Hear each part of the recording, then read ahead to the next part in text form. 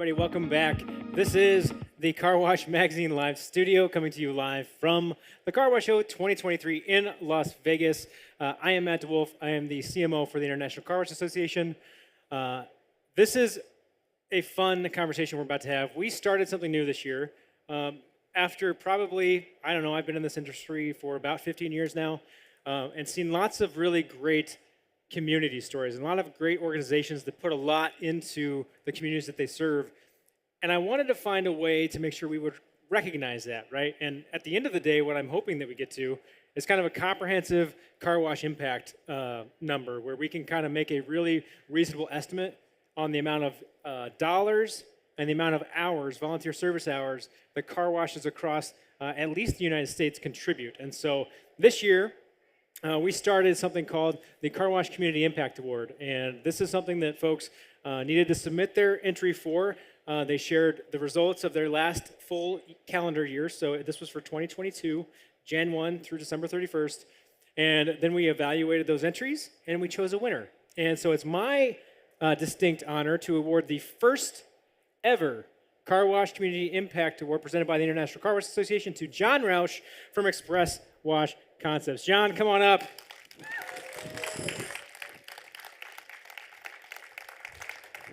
There you go, John. Congratulations. Thank you so much. Thank you. Have a seat. Now we get to talk about why they won. All right. So after our dance, here, you can set that over here. So I'm a little bit nervous every time I have an interview with John because I really never know what he's going to say. So we're just going to give this a go, and I trust you.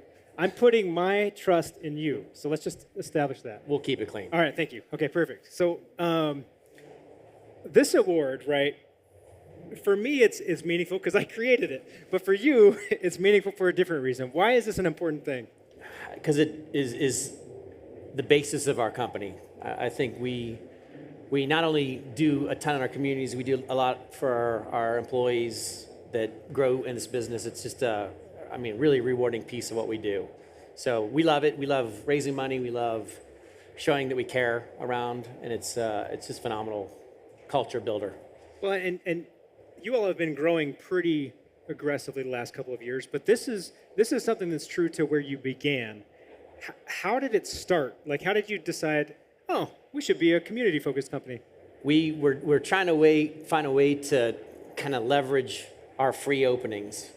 And we had always started out with some small local nonprofits, and we figured out if we're going to give away a $10 or $20 car wash, we could put our hand out. And we just started doing that from day one, and it's grown. We've went from 3 days free to 10 days free to raising $3,000 in a free period to raising $25,000 in a free period. So the more we put into it, the more technology behind it we've implemented into it, the more we've been able to raise, and it's just been a bigger amplification of the opening and helping somebody local. It's really great. So obviously that's a good thing for the business, right? Because the more that you're involved in the community you serve, that's a nice brand lift. They're going to be more likely to visit your washes because you're part of that community. You don't feel like a giant global organization, corporate organization coming in. For you, though, how do you kind of push those benefits, the benefits of being community focused, down throughout your organization?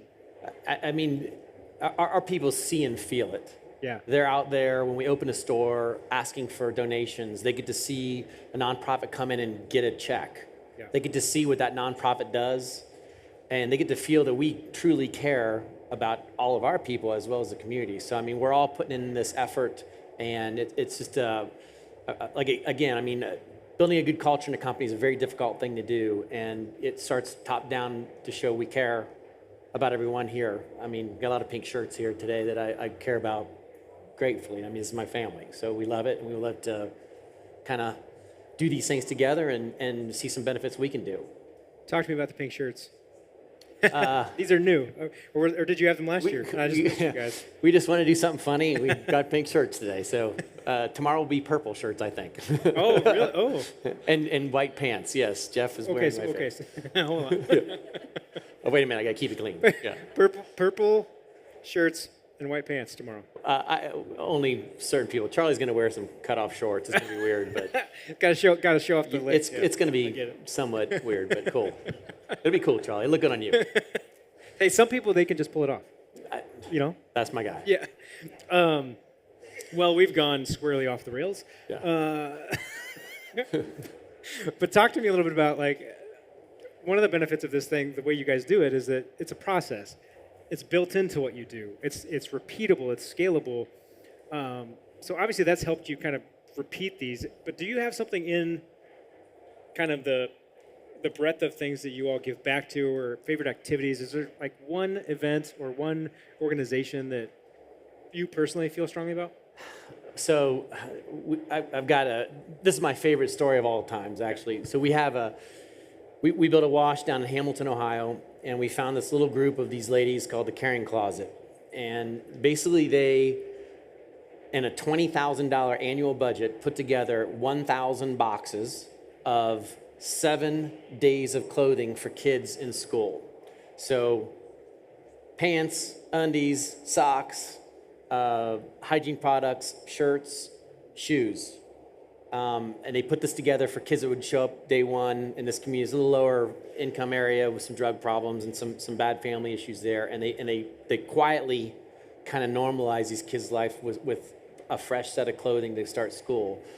And we went down and we raised some money for them on our first Hamilton site. It wasn't much, but we got a tour of their place, and these are the most amazing women, giving all their, like, they're working every angle, going to Walmart, getting, returns, and they're amazing people. So fast forward another 2 years, we opened another Hamilton store. Actually, before the other Hamilton store, I get a call from a vendor, Simonize. So Bill Gora calls me up and he says, hey, I know you're into doing some local charity stuff, and I want to give you some money. I know people are hurting right now. And I said, I got one. And I said, whatever you give me, I'm going to double it. So Bill gave me $5,000. Okay. So we gave them $10,000. And we called the Caring Closet up, and this woman was out of her mind. She just lost it because their main charity event that they would raise money with got canceled because of COVID. They were going to have to shut the whole thing down. And Bill, and his graciousness, started this trend that we could follow through. And we handed her $10,000. It was the most amazing thing. I can't explain it. It was wonderful. I mean, yeah, things have a way of being kind of right place, right time. Oh man, the stars aligned like you wouldn't believe there. So we kept them alive. They're thriving today and taking really good care, breaking some cycles down in Hamilton, Ohio. They're wonderful people. And since then, we've got to stress some of our wonderful providers. ChemQuest does a great job. Every opening now, they're donating money and helping us amplify our fundraising. So we've got even our partners involved with it, and I really appreciate they've donated way more than the $5,000 now. So thanks, guys. And every donation counts. Oh, yeah, amazing company, yeah. Great people. Talk to me a little bit about just what this feels like for the team, right? To be able to do these events and to give back and make it more than just, grand openings. It's a grand opening that matters. When you open a new store, you've got a lot of new team members, and I think it's important to kind of set this culture in the business. And from the very first time you come to the store and the very first opening we have, to be able to see, hey, we're working hard to raise money and do something local for the community. I think it's a great way to kick off a store. We've put together some great technology behind it, and we've been more successful now too. Even our raises have all substantially been increasing along the way here. So it's just been great. I think the office and our regionals and area managers, they all feel this. They're all pressing it. I can feel like it's something that's really making a difference in the company. I've got one last question for you, and it's the one that I ask everybody. So this can be related to anything you want that's clean. That's a very important disclaimer. I want to know, what's one thing that I can do today to be better tomorrow? So one simple takeaway that I can do today. One thing that I can do better today. Yep. Oh man, I'm so perfect. I just don't know. That's on brand, by the way. Yeah, That's, right, yeah, that's on brand. Oh, the list is so long. I mean, patience, understanding. Like I'm a serial entrepreneurial guy that wants things right now, and I need to be patient. I need to believe in people, believe in our team more, and a million other things. But I would say patience is probably my worst virtue. So sorry. Hurry up. Sorry, team. Yeah. I'm not very patient, and I'm going to be. Is that not done yet? I know I just had the idea 30 seconds ago, but isn't it done? What's that? I said I had the idea 30 seconds ago. Isn't it done? Yeah, it was great. Yeah, absolutely. Well, I want to say again, congratulations on the impact that you all have on the award. It's not about the award. It was never about the award. For me, it's all about being able to share great stories like this and organizations like you all have built. And so I think that's a really powerful thing for this industry. So thank you. Yeah, thank you so much. It means a ton to us. This is a really good one we're going to really cherish. We have a great industry that can do stuff like this, and I think it's fun to see a lot of great companies out there doing these things. So we're glad to be a part of it. Love it.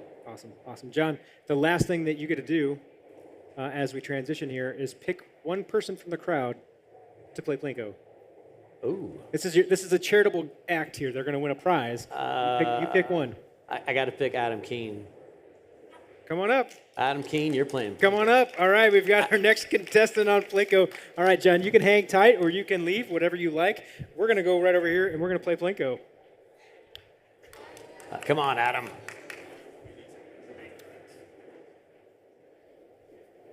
All right, so come over here for me. Stand right by the board. We're going to introduce you to everybody so everybody knows who you are. Share your name and who you're with. Adam Keene, and I'm with KimQuest. And what's your title there? I am Vice President of Sales. Do you have one thing that we can do today to be better tomorrow? Oh my, put me on the spot. Just try to understand people more. Look at them. Don't think you know who they are before you talk to them and know what's going on. I love that. See, the best answers are the ones that you don't have time to think about because they're authentic. Okay, here's the deal. You're gonna get a drop one puck. Let's get some lights on our Plinko board, and then we're gonna get you up there. Let me grab the puck.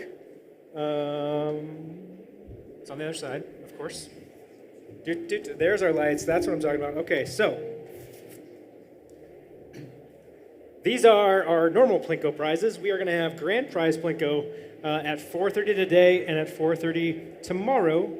To be entered into that opportunity to play, you got to take your badge, the ticket on your badge, and drop it in the DRB booth. DRB is our proud sponsor of Plinko for this occasion. I say this all the time, but they're making my childhood dreams come true because I always wanted my own Plinko board, and there it is. So, here's your puck. Go ahead and climb up the ladder here. Oh yeah, let's check it. Hey, hold on. Is there something there that you want to manifest? Something there you want? I want the cash. Give me the $50. I mean, we're in Vegas. You gotta want the cash. All right. Head on up the ladder, and don't drop it right away. We're gonna do a 3, 2, 1 drop. Okay. So there's it's an OSHA approved ladder. It's a great ladder. Last year maybe it was a little. All right. So you're gonna put it on the white part of the board, just below the Let's Play. So off of that piece. Yep. Okay. Now, don't drop it yet. Are you ready? 3, 2, 1, drop. Oh, earbuds. All right. You did not win the cash, so you can't play it at the tables when you're in town, but you did win some earbuds. I'll hand those to you. Thank you so much for playing. Nice. Friends, we're going to be right back here in just a few minutes. We've got a talent management panel coming up with 3 excellent individuals. Claire Moore from ICA, Justin Salisbury from Breeze Through, and Michael from Riches. So stay tuned for that. Come back and join us. We'll be playing more Plinko. See you in a few. Nice job.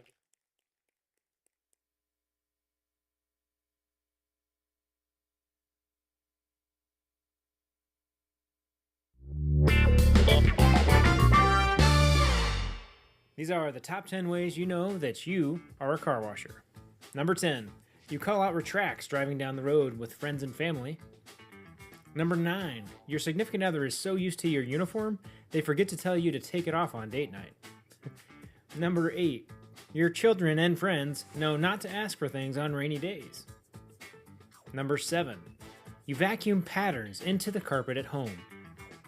Number 6, you own car wash only shoes, and they're gross. Number 5, you have spare socks in multiple vehicles. Number 4, the weather report is the most important part of the news, obviously. Number 3, your khaki pants are actually blue, yellow, and pink. Number 2, you spend over $200 washing your rental car on vacation. Guilty. And the number 1 reason you know that you are a car washer, the stench of the pit puts you in the mood. That's disgusting.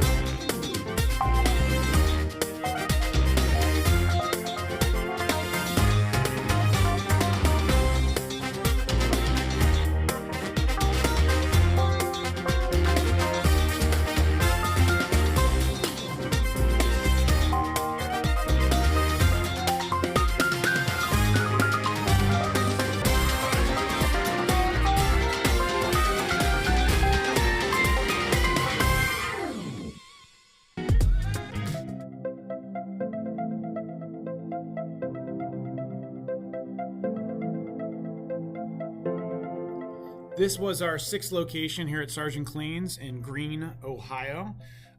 This was a pre-existing that we remodeled, so it had self-service bays as well as oil change, and we actually flipped the tunnel completely around. So cars used to enter the opposite of what you're seeing here now. We still kept the self-service bays. We extended the building about 30-40 feet and raised the back area. We have a highway close by and put car wash there so we can get as much visibility as we can from the highway.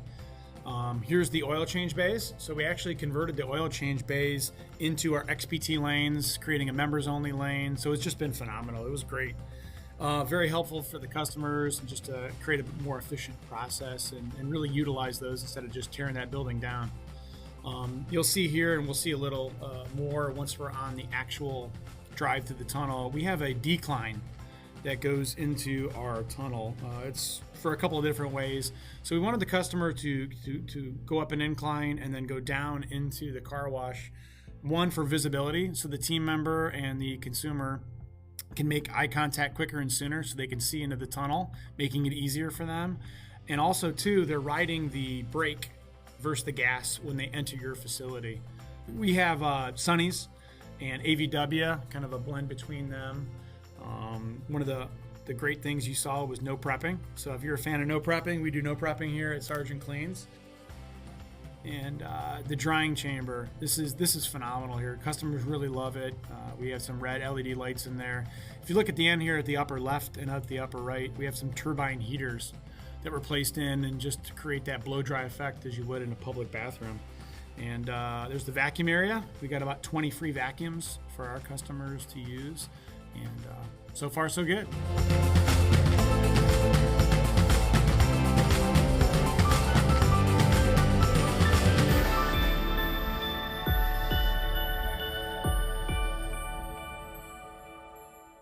Hi, this is Herb Alston with 1031exchangesite.com. I'm so excited to be back at ICA this year in Las Vegas. I'm going to be hosting 2 Pitch 20 presentations on 1031 Exchange. It's so important to know your options when selling your car wash. And I am going to have qualified intermediaries and speakers on different options available when selling your car wash. So come join us Monday at 2:30 or Tuesday at 2 for our presentation and Pitch 20 seminars on 1031 Exchange. Look forward to seeing you. Have a great day.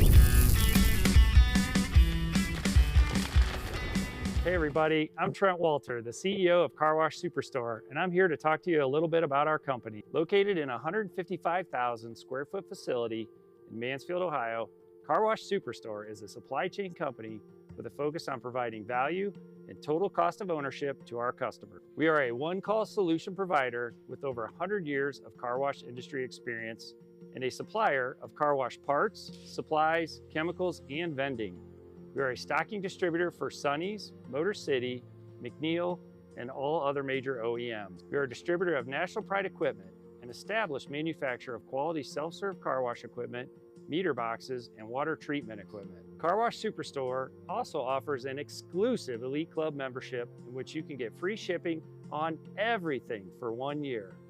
No complex reward systems, no minimum order requirements, and no hidden fees. Just free shipping on everything, still. Stop by booth 1113 to speak to one of our team members.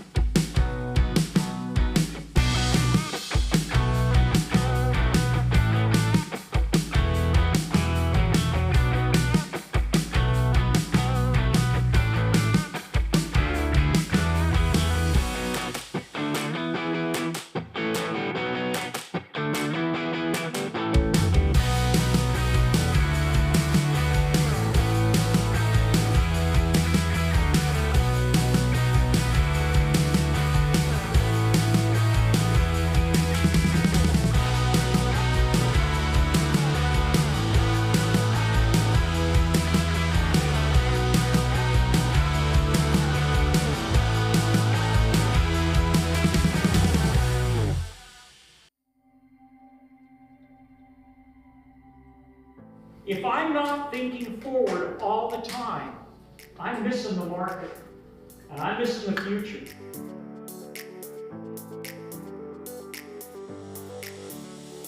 There's a lot of things I'm going to be taking back, but I think the biggest takeaways I would have is just some of the strategies, some of the new ideas, some of the different ways of thinking to impact the business. Through this, it makes me want to be a better person, because the lessons here are not just business lessons or leadership lessons, they're life lessons. It makes you really want to focus on doing the right thing all the time. One of the most important tools in your bag is yourself, and continuing to refine yourself and work on yourself so that you can be the best you can be for your people and your organization. Everything boils down to building relationships. No matter what it is that we're dealing with our locations, everything boils down to building those relationships, internal and external relationships. You know, having the collaboration of other people and other minds in the business, it has given me an opportunity to, as a new manager, to grow and to learn from those guys and to create long-lasting relationships that will definitely enhance our business. You know, it can be a bit life-changing if you haven't experienced something like this. You're in a college, atmosphere where high learning takes place, and I think if you appreciate that, you'll appreciate this week.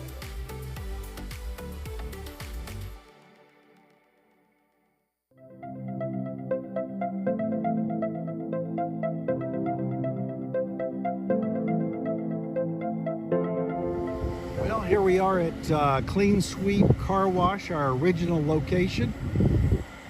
Purchased back in the mid-90s. And there you see our tent that we do some of our detailing under. It's as much of a thing to be seen from the street as it is a place to do the details. But this was our original location, and originally was strictly a full-service car wash. And as with the industry, it has slowly become more and more exterior.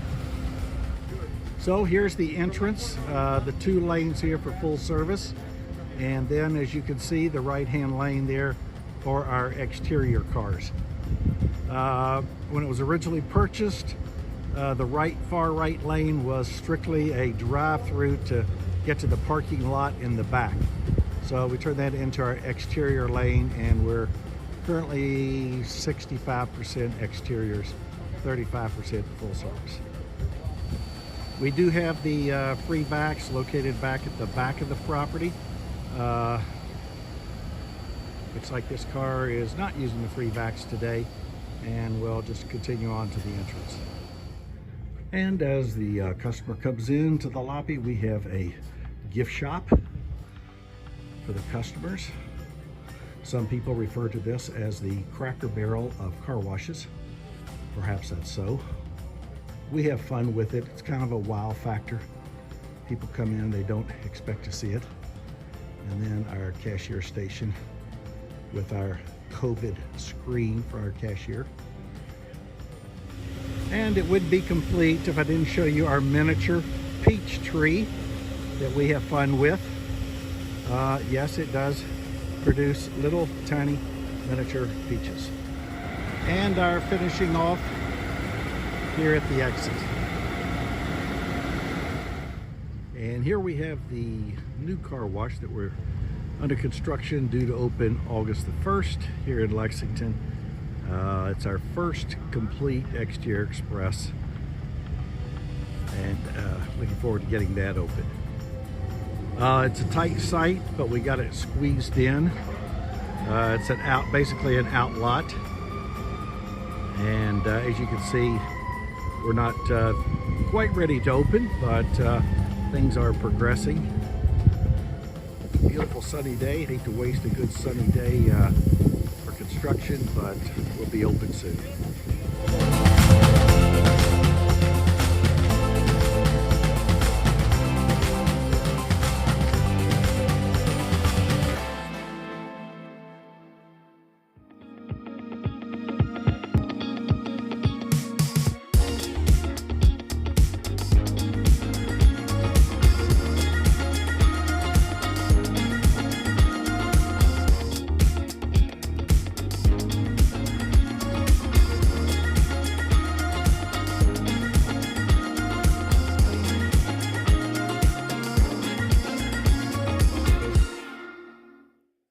Hey everybody, welcome back. This is Car Wash Magazine Live Studio, coming to you from the Car Wash Show in Las Vegas. This is the year 2023 of our Lord. Friends, this is going to be a great discussion because we are talking now about talent management.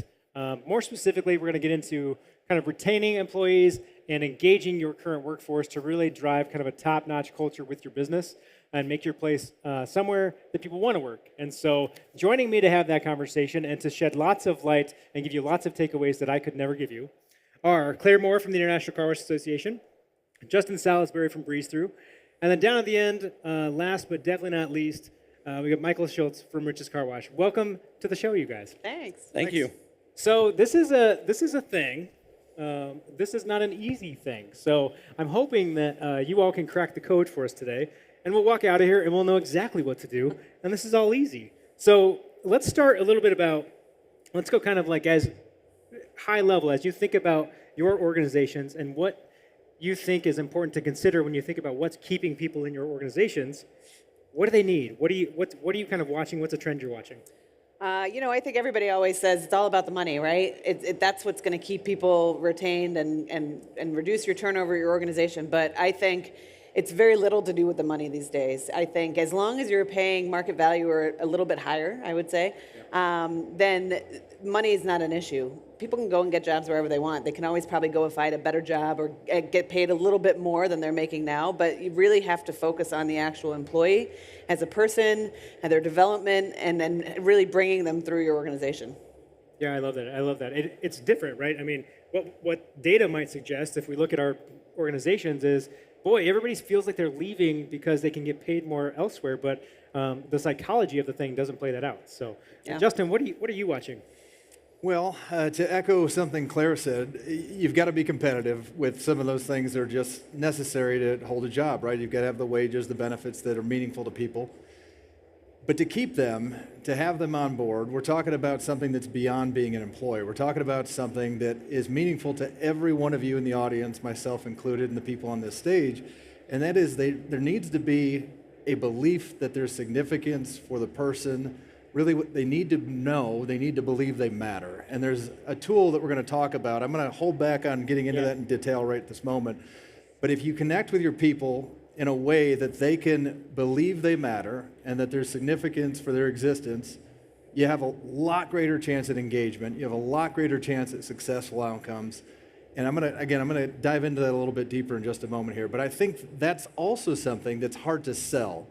When you package up an ad to bring somebody into your organization, that's not the thing that tends to lead that people are interested about, but that's what they seek to be around. And we'll get into that a little bit more after Michael gives his response. Yeah, for sure. I mean, at the end of the day, people join people, but we'll get there. So, Michael, what are you watching in terms of just how do you keep people in your organization and retain them? Sure. I think for us and probably for everybody, it's kind of what they even said, is keeping everybody connected. And for us, we're working hard to get them connected through training. That's obviously my wheelhouse. That's what I'm focused on the most. But it's how do we make them feel prepared, connected in every aspect, whether they're guiding on a car, whether they're using a Mat Wizard, whatever they're doing. It's how do we train them and make them feel like that matters, and then that what they're doing matters to somebody else. So it's connecting them to the customers, connecting them to the management. As a family-run business, the personal connection matters to our company and to our owners. And so we want really intentionally to make everyone feel very connected, and what they're doing is mattering to somebody. And so that's what we work really hard to try to do. Yeah, there was a session I was in this morning. Somebody was saying, it's more, the job is washing cars, but what we do is more than washing cars. And I know we say that a lot, but connecting that, I think, to your people and the reason why they're there and spending so much time in your organizations every day is really important. And being able to show them that what they're doing does matter, that it's more than just a clean car. It's that experience they're having with the customers and with the people around them is really important. Michael, you had talked about one thing that I thought was fascinating. That's about helping team members create the most direct connection they can to customers and managers to employees. So can you talk a little bit just about that piece of what you all do and your focus? Sure. We have, as a company, and we've all heard it, we've all talked about it, we know it's important to have a mission and a vision and a purpose on what you do, but making that connection to their real life matters. And for us, it's being consistent, treating everyone like family. And you feel that when my first day, somebody earlier today on the stage, I can't remember, said something about, remember your first day on the car wash? My first day, I felt very connected to a family, and realizing I want to do that for every employee, and if we can make that connection. But we talk about that for everybody, including customers. And so if we can help our people understand how to truly value every customer. I love going to wash sites and seeing a CSA or a manager know a car. When it pulls up, they already know a retract they might need, or they already know what they're coming to get. They're prepared. They've talked that through because they come all the time. Yeah. Those connections are what's going to keep customers coming, but it also really is what's keeping our people staying. That feeling that they matter to somebody else, and us working really hard to make that happen. Love that. Let's come back to this model that Justin was talking about, because I think it's a really powerful way to take a concept that can be a little bit nebulous and make it very actionable. So can you just go into that a little bit for me? Yeah, so let me start by framing everybody's mind on what we're going to get into in just a second here. If we had a discussion about what is trust, there's a really high likelihood that each of us would have a little bit different definition, but feel we knew what that meant and feel we knew what the other person believed was the same as what we thought ourselves. Taking a word like trust, in this case, mattering, what does that mean? So the simplest way to put this, because I'm a huge fan, if you can't say it simply, you can't do it well enough. When we talk about somebody feeling like they matter, they know how they add value, and they can identify how they are valued. So think about your teams at any tier, below or above or beside you, and how do you take the time to identify how that person adds value? And also, are they clear on how they provide value to others? It's kind of a symbiotic thing. It sounds simple in this room to talk about, but as soon as you start looking into that and asking the probing questions, you might find some pretty revealing things. That's kind of a high-level understanding of this. In a simple model to kind of go off what Matt was alluding to here, is what's referred to as the NAN model. Zach Mercurio, Dr. Zach Mercurio has been a great resource for me through time, and he works deep into this field and research. NAN, N-A-N. So we're talking about notice, affirm, needed. You might know somebody, but do you really notice that that person is going through a hard time? Perhaps you know of them, you know how they fit into your organization, maybe you even know some things about their family, but do you notice when the changes occur? Can you identify such a stark difference in that they recognize they're being noticed? That takes a specific set of skills to pay attention to. When we talk about affirmation, affirmed, we probably have different people in here that have reward systems, certificates, that kind of thing. That's a piece of it, but that's not what I'm talking about. When we talk about affirmation in a sense of mattering, we're talking about trying to align unique strengths with unique outcomes. Can you turn to one of your coworkers and say, I notice this is something you do particularly well, and this is the outcome because of your strength you have to do that particularly well? That takes time, that takes discipline, that you have to really hone into that. And last but not least, the last N, needed. I'm sure plenty of times we tell somebody, great job, nice work today. And that feels good, skin deep, but it feels good. How were they needed? How can you build on this? You know, oftentimes when we think about who's needed, the absence of somebody often proves their significance of the presence. I'm going to say that again. The absence of somebody often proves the significance of their presence. When one of your key team members is out for a week and they get back, thank God you're back. That's a piece of it. The other piece is, I'm so glad you're back. When you were gone, here's some things that reveal themselves. You're really needed to help navigate these types of scenarios. So noticing, affirming, and needing, identifying those things consistently with individuals is a great practice to build up a sense of mattering. And doing it in real time, right? Real time, yeah. It's one thing to have, schedule your good intentions, I'll say. Yeah. Schedule your good intentions. All of us walk around all the time like, I should have done that thing. I'll get to that. Schedule your good intentions. It's literally on my own calendar, one day a week where I just do this type of stuff deliberately. Yeah, that's excellent. Like you said, what's simple gets done, what's measured gets done, and what's on the calendar gets done. Yes. You got to have it down on paper. I love that model because I'm a big fan of acronyms because I'm just a word nerd. But I also think that that's kind of the perfect way to get us into this conversation around engagement, right? There's the stuff that we watch and the ways we want to attract and retain these people, but you need to engage with them, and that's a really great acronym. I'm curious to know what you all are seeing in terms of what are some creative ways that we might be able to better engage with our teams and make sure that they keep coming back year after year. And I want to start here with Claire. Yeah, I think engagement can take on lots of different forms, but I think investing in your people, number one, is really important. And I might be stealing a little of Michael's thunder, but I think showing your employees that you're invested in their professional growth and their professional development is one of the best ways that you can keep your team engaged. So you're going to get the benefit of additional training that you're going to provide for your employees. They're going to get the benefit of being able to upskill themselves or grow into a new role or whatnot. So you can't skimp on training. I think, even from a recruitment perspective, having some sort of training in place right now is just a given. You have to have something that folks are going to get engaged with. But it's not about just that onboarding or that initial training they might receive. It's keeping them engaged throughout their entire career, building that career path for them to understand how they're going to move along in your organization and how you specifically are going to help them grow there within their organization.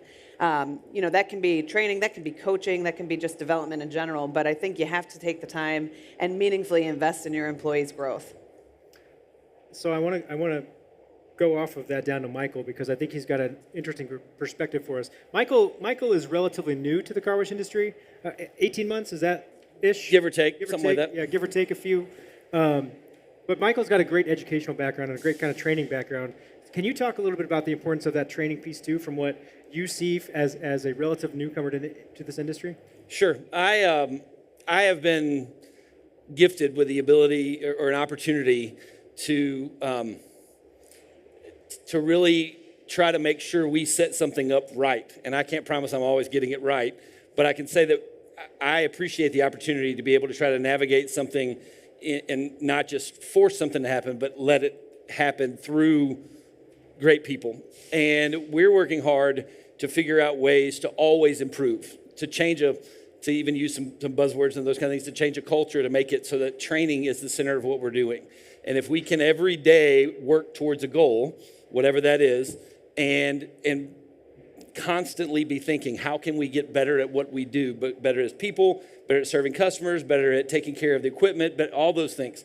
And so finding ways to hold people accountable. And then the piece that I probably personally struggle with the most is recognizing what that looks like. We've been great. We use it. We have a great training platform, the Trainable, that we use to kind of push teams through a process. There's accountability in that, but to create a process where we can recognize it. We've had some managers really speak up and go, when we say we're going to invest in them, they're looking for something that matters. And so we've been lucky enough to partner with ICA and with Claire on their lead training. And so we're going through that process now. Excited about that, but excited about that level of importance that we're going to put on that and the feedback we're already getting from some parts that have already going through that process. But excited to be able to say, when you're done, we've invested this in you and look what the outcome of it is. When you talked about outcomes, to be able to have something real that they can say, I am certified in what I'm doing, and we want them to be. We're kind of holding them to a standard of what we want, and excited about that recognition of what that feels like, and where that can potentially take us as we go. So in our world, we're working really, really hard to try to personalize that training as we go through it. Yeah. Justin, so I won't make you talk about training because obviously it's an important piece of what you all do, and you invest in your people as well. But I think that you all do a really fantastic job of being very creative in the ways that you think about investing in your people and the opportunities that you provide. Could you just go in a little bit in terms of like some of the creative ways that Breeze Through is doing that? Sure. And this actually does tie to engagement. Before I dive into the direct answer, engagement's another one of those words that I think is like trust and mattering. If we can't clearly define it, we don't know what we're really chasing. So I want to start by saying we do have an engagement platform. As we've scaled from 1 site to 12 and onward, you lose contact with the front lines. And so we use a platform called Go Happy, and it does an annual engagement survey and some pulse surveys along the way. And a piece of that is pretty important because if you're asking your team for feedback, you're noticing their feedback, you need to do something to affirm that their feedback matters, that it makes a difference. And that's really how you get this kind of symbiotic relationship. The whole company, I shouldn't say the whole company, 80% of the company is telling you this would be meaningful to us. And through the data, the leadership team has a responsibility to show how these changes are needed for the organization by way of the feedback. So you get this great harmonious thing, and you start to sprinkle in some of the other things to answer your question a little more directly here. Not only is the pay competitive and the benefits are there and so forth and so on, but we've gone out of our way to put together a Department of Labor certified operations management program. It's a 2-year program where when somebody goes through this curriculum, they're basically getting an education that's collegiate level. They can take this anywhere beyond the industry. Employee housing is a big thing we're looking into. We've got several units now. We're expanding on that and probably building 60 more right now, apartments and for employee housing intentions. You start to, as an applicant or an employee, you start to work with a business that cares to invest in people beyond the scope of the business needs, right? I need stable home life. I need safe space, legitimately safe space, not the taped down area in the corner, but literally a home to be in. Those kind of things are meaningful to us too. And so you start to see an elevation in talent and ability for people that come into an organization. They get more engaged. We've got several people to show today, and I get asked this all the time. Well, who's running the sites? Well, it's a ton of people that have felt this, years of engagement and really feel like they matter, that are doing a fantastic job. So that's a little bit of what we do there. Well, yeah, I mean, at the end of the day, it's like creating that owner mentality, right? So it doesn't necessarily matter which members of the team are there because they all feel like it's theirs. So they're going to do the right thing, they're going to make the right decisions, and they can be empowered and emboldened to kind of do what they're best at. Yeah, I'm so glad. The owner mentality, by and large, I think that's a fallacy to chase around an employee being an owner without them being on the actual operating agreement. Right. So what we did, because this is another piece of the puzzle here, is say, well, let's train them on P&Ls and balance sheets at the site manager level and up, and let's give them a % of the pie without the liability of being an owner. And so now they look at this every 4 months, and their income is boosted as an owner's would be if they perform well. And they learn all of these different KPIs and critical success factors. And the whole idea is that mindset. It's like you can't ask somebody to be an owner unless you're willing to commit, but it doesn't make sense to put them on the operating agreement. That's a lot of risk there and a lot of change if somebody leaves or what have you. So there's another way to like lean into that mindset to bring them in to feel like they matter.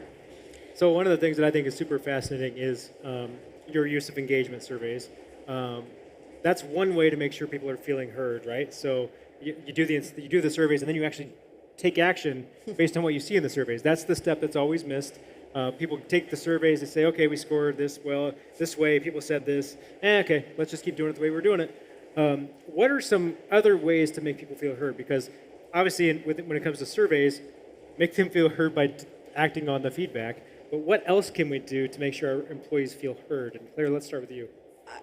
Just listening to what Justin was saying, I think what's important is really understanding what matters to the individual and really being able to engage on that individual level. So I think it's awesome what you guys do with employee housing, and you've got, a really awesome tool that you can utilize to engage with your employees. But even just at the individual one-on-one level, manager to employee, or finding out what's important to them and what's going to be significant to them, that's one way to be able to really tap into what they need. And if you can provide someone with a tool, and it might be something really simple, to help them do their job better or help them live their life better, they're going to trust you for life. And I think that's really important. So you've got to really drill down, I think, on the individual level to understand what people's basic needs are from their employer. And again, remember that their whole self comes to work. They come to do a job, but they're bringing their whole selves to work. So it's really being able to tap into not just what they need to do their job more effectively, but what do they need to be able to live their life effectively and come to work and feel supported and feel like they can really engage with you. Mm-hmm. Michael, what about you? What are some ways that you're helping employees feel heard? So in training, I'll just give you an easy example. I want feedback. We want things to be what matters to them. And whenever you get feedback and have an opportunity to change something to what the folks on the front lines at the sites are telling you. So I may have written up a whole great module that I think is perfect. It's been great. Everybody should use it. And then you get the feedback that says, man, really, this is what we're doing. And you go, thank you. And being able to put that back into place. To me, that's awesome. Like I'd rather them give me the material and let's figure out the best practices across our company. And then making sure the credit gets given where it's due. I don't have to write everything. All I'm trying to do is do everything I can to resource everyone with their, to be the best at their jobs. And the reality is we have so many good people. And so to be able to recognize what they're saying and then put it into place. If just because in our world we think something's going to work, well, at the site level, we may discover something's different. And I greatly appreciate feedback. And I want us to meet them where they are and not me just decide sitting at my desk what matters the most. And so I love being able to put out and go, hey, y'all, this is new material, and it comes from, Ryan in Texas, or it comes from, Kelly Airport, or anyway we're going to make sure we try to give credit where credit's due, because I want them to be recognized. They're the ones that are going to be truly doing whatever it is we're trying to put into place. And so I love when they give us feedback, and I love getting a chance to highlight what they're actually telling us. Yeah, I love that. And it brings up a really important point, I think, which is coming to it with an open mind, right? And so being able to listen and be receptive to all that feedback, that's not an easy skill, right? A lot of people don't really want feedback. They say they do, but they don't. But being receptive to that and being willing to act on that and make your people feel like they have great ideas and that it's a psychologically safe space for them to bring them forward to you, I think that's super, super important. Justin, tell me a little bit about what else you all do in terms of helping people feel heard. I want to drive home a point because I bet everybody in the audience has worked with some kind of feedback loop at any level. And that point is, you touched on a little bit, Michael, but if you're the type of organization that does act on feedback, and there's something good being done, you can start to feel a little bit of burnout on the side that's responding to the feedback if you aren't conscious about literally going back to your team to close the loop to show them that their feedback changed this outcome. That's a simple, subtle thing, but I've been down this road where it's like we are doing everything that they're asking for here, and we're making big changes. What's missing? They couldn't see the changes. And so take the time to close the loop entirely in any of those scenarios and bring it all the way back. Another thing that comes to mind is we've got a pretty favorable PTO policy that it's up to like 6 weeks a year. And I've even teetered on the idea of unlimited PTO, and I know some people even in our industry that do that and outside of our industry, and it's fascinating. The numbers still come out very much the same as if you had 6 weeks. We allow them to tap into that PTO for any time where they may not make 40 hours in a week for any number of reasons. And so it's there for 2 reasons. It's to give them a reprieve, and if something happened and they had to be away, they have a way to have their income still remain steady. That's proven pretty valuable through time, and I think people really appreciate that early on. Yeah, that's awesome. I love that flexibility piece because it shows you're being adaptable to what the market needs and what the people need, and you're being people-centric, which is really great. This leads us perfectly, by the way, into recognition, right? Because, so we talked about being heard. We talked a lot about then how do you recognize the people who gave you those great ideas? How do you recognize those changes? How do you communicate those changes? What are some things we need to be considering when it comes to recognizing our people? And we'll start here with Claire again. I talked about this a little bit this morning. I think it's about meaningful recognition and individual recognition. So again, not recognizing just to say, okay, I went and I recognized 4 people today, but really recognizing people for something very specific that they've done that, like Justin said, had an impact. But then also really understanding how people like to be recognized. Some people love to be publicly recognized in front of everybody and kind of get that big hurrah and then everybody's behind them. Other people much prefer to be privately recognized. They feel embarrassed when they're recognized publicly. And so, again, it's all about knowing your people and knowing who they are and how they respond and being able to adapt your way of recognizing them properly. So I think meaningful and I'm losing my mind. I forget what the other option was, but yeah, really connecting with your people. I love it. I love it. Justin, how about you? I'm going to role play this out for the audience. I see Brian Doster over there. Hey, Brian, good to see you. Brian visited our sites not long ago to meet with our recruiter, and that's a space that Brian lives in at a different organization in Nashville. I'm going to literally role play out how this looks because it's important when you have the opportunity to capitalize on it. Hey, Brian, I just want you to know, I noticed the impact you had on not only our recruiter, Kelsey, and the organization along the way, because I heard feedback from people that were not Kelsey to affirm that your talent made an impact at like the site level, our corporate leadership level. I was really taken back by that because I imagined it only to be focused around recruiting, and I didn't realize just how much that visit was needed from you. I really appreciate you taking the time to do that. Brian, I have a question for you. Hold on a minute. Do you feel like you matter? Say it louder for everybody else.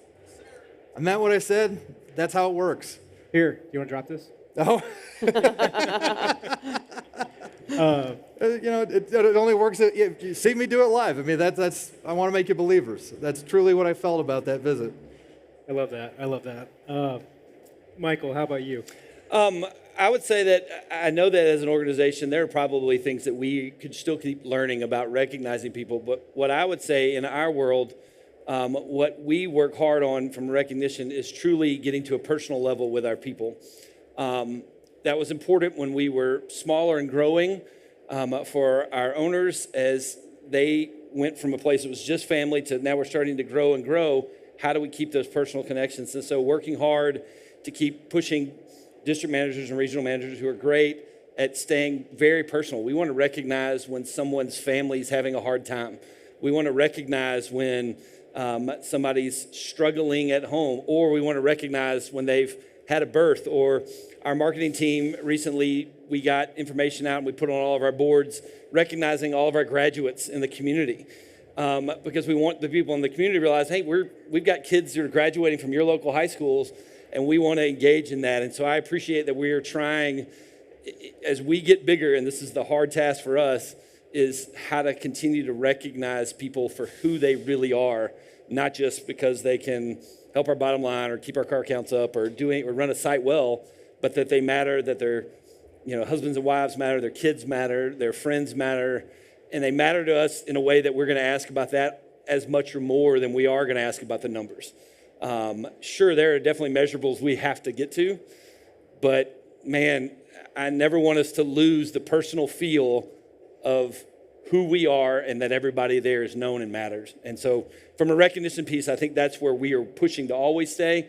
I definitely think we could grow in how we recognize people for accomplishing goals, but I am grateful that I'm with Plumb, that thing matters. Those individual things matter. Yeah. We've got just a couple of minutes left. I have one more question, but I don't want to take away from any questions that you all may have. So if there is a question from the audience that you want to ask these three talented people, in the back, do we have a mic back there that we can get over to the corner? We got a runner, perfect. Again, say who you are, where you're from, what organization. Hi, my name is Danny Brown. I am from Michigan. I'm a district manager of a company called Cleanview Auto Wash. I used to be a basketball coach, so I get people super engaged, super pumped up, but sometimes they overwork themselves in an unhealthy way because of me driving them that way. So what are your strategies to make sure you do that in a healthy way? Not everybody all at once. Sure. We'll jump in. But great question, and I would love to see the hype that you do with your team. That's right. And I think basketball coach, I think hype. So I think that would be fun. I think that I'll tell you, in our organization, it starts with how it's modeled.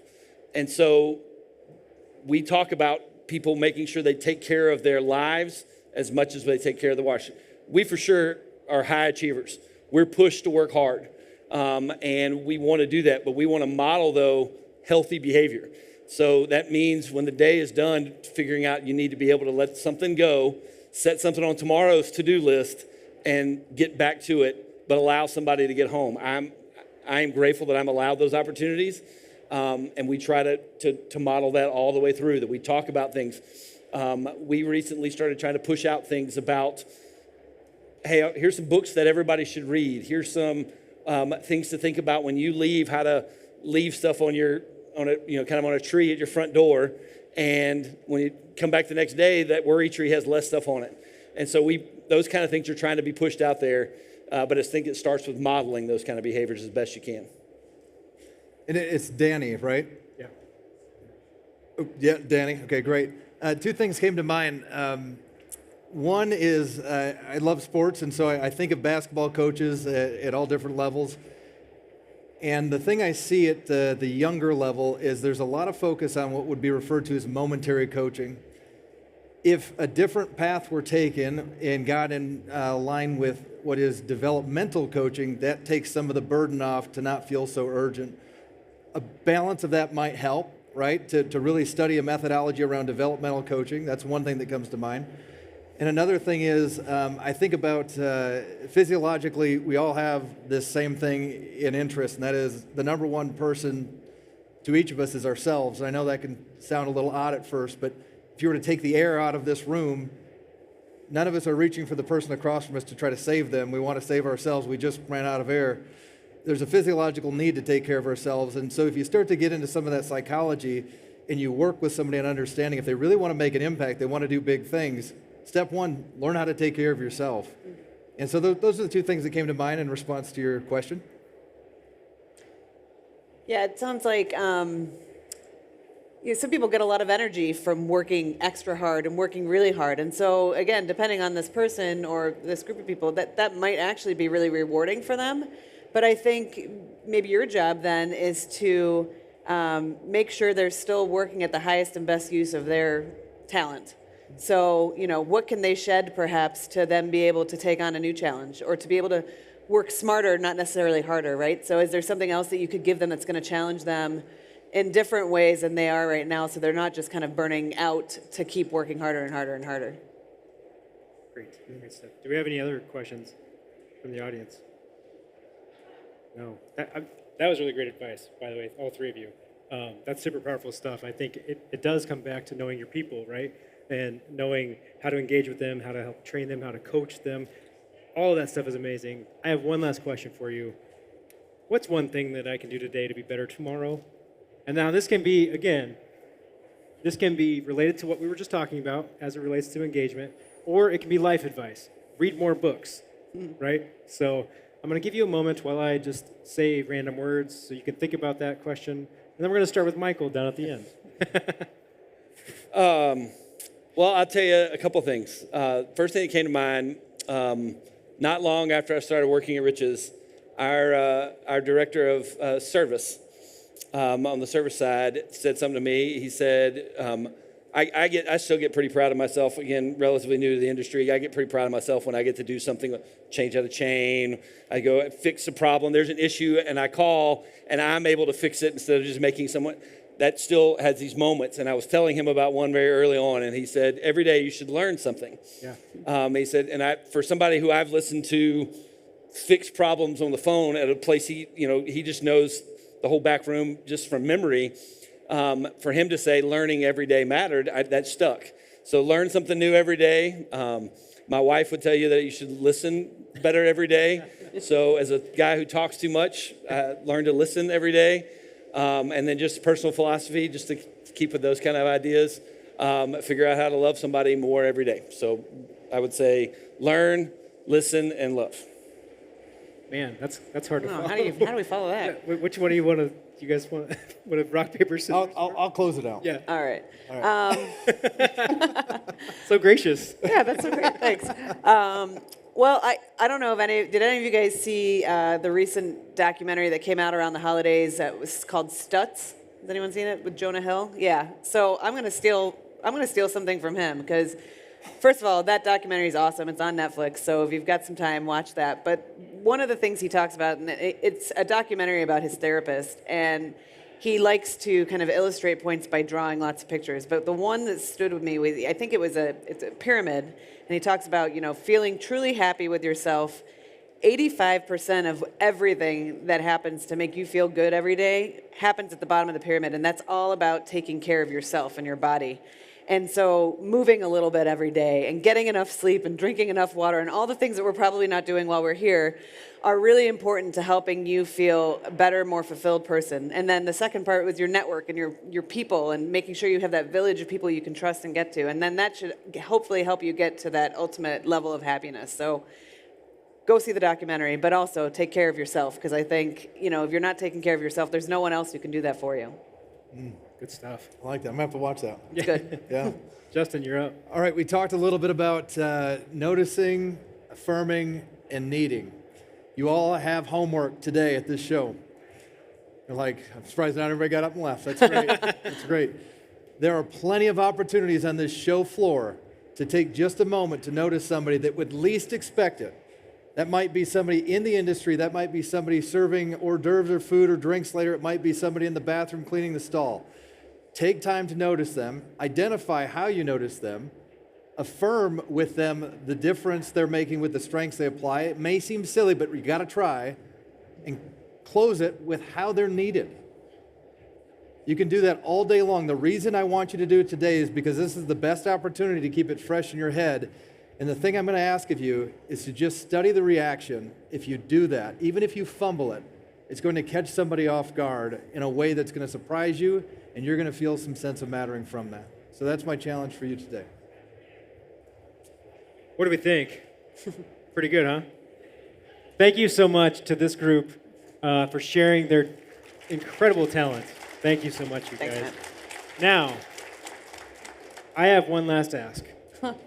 But you already said one last. Yeah. I know, I lied. He meant 2, 3, ask, whatever. I have 7 more asks. Each of you may select one member of the studio audience to come up and play Plinko. Oh, fun. So, Michael, you start. Sure, Stephen Walker. Okay, there's one. Justin. Raise your hand if you're going to follow the homework assignment I gave you. You right here, I saw your hand shoot off your body. Come on up. Come on up. I know you want to play, I saw you. Okay, Yeah, there's our we're 3. good. Okay, it's time for Plinko, friends. All right. All right. Thank you. Okay, come on up. Come on up. Okay, you guys hang right there for just a second. All right. One more round of applause for our panel of experts. Thank you so much, friends. Okay, come on over here. Stand for me in front of this lovely Plinko board. We want to introduce you to everybody. You're going to tell everybody name and organization. Ready? Yes. Okay. Hi, my name is Hannah, and I'm with Super Deck Car Wash, and we're located in Alabama and Georgia. Perfect. Stephen with Rich's Car Wash. My name is Alyssa, and I'm with Clean Image Car Wash in Illinois. Excellent, excellent. So we have a nice smattering of folks here. So we've got this is normal Plinko. Is that a thing? Is there like normal Plinko? It's kind of it's a whole thing. We have prizes on the bottom here. We're going to swap these out at 4:30 today and 4:30 tomorrow for a grand prize set of Plinko, where every prize on the board is going to get elevated. You can come back and try to get your chance to play that too. You just have to take your ticket off of your badge and go drop it in the DRB booth. They sponsored our Plinko board for us. Which one of you would like to go first on this Plinko?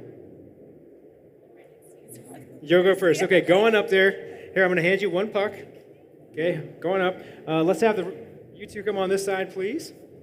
Excellent. Now, before you drop it, I'm going to make a last-minute switch. Hang on here. I'm going to find something else that I would like to put on this board.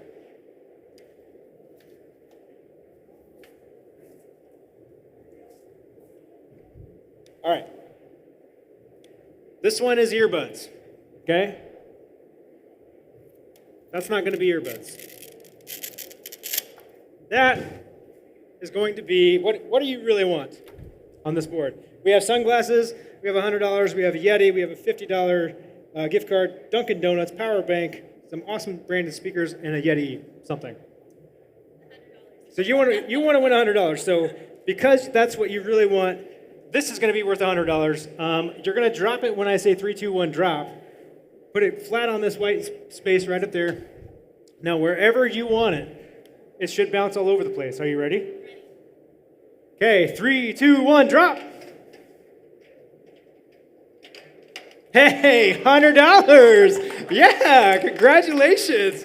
See, she manifested that. That just happened because you said, I want $100. Bam, $100. All right, come on down. Come on down, and then we'll get the next one up there. That's pretty amazing.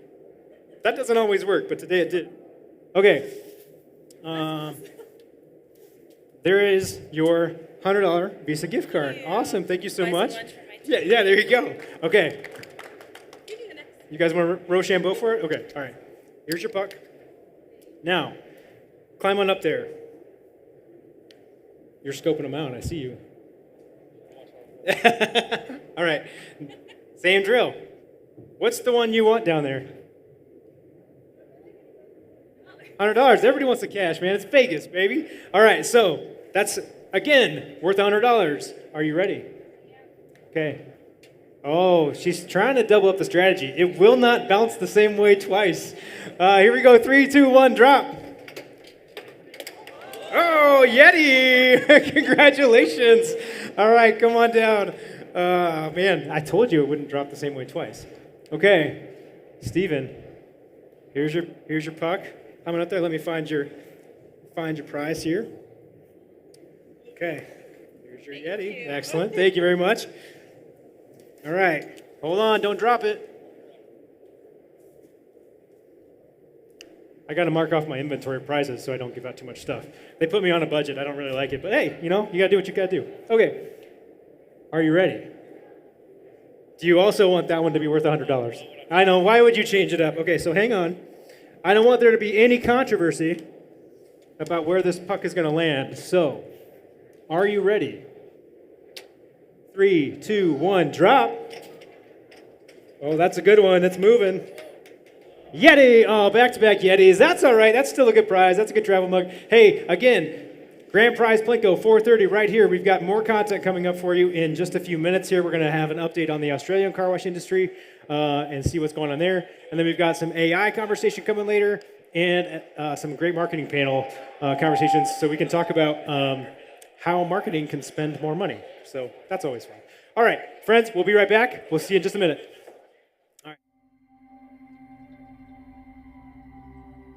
If I'm not thinking forward all the time, I'm missing the market. And I'm missing the future.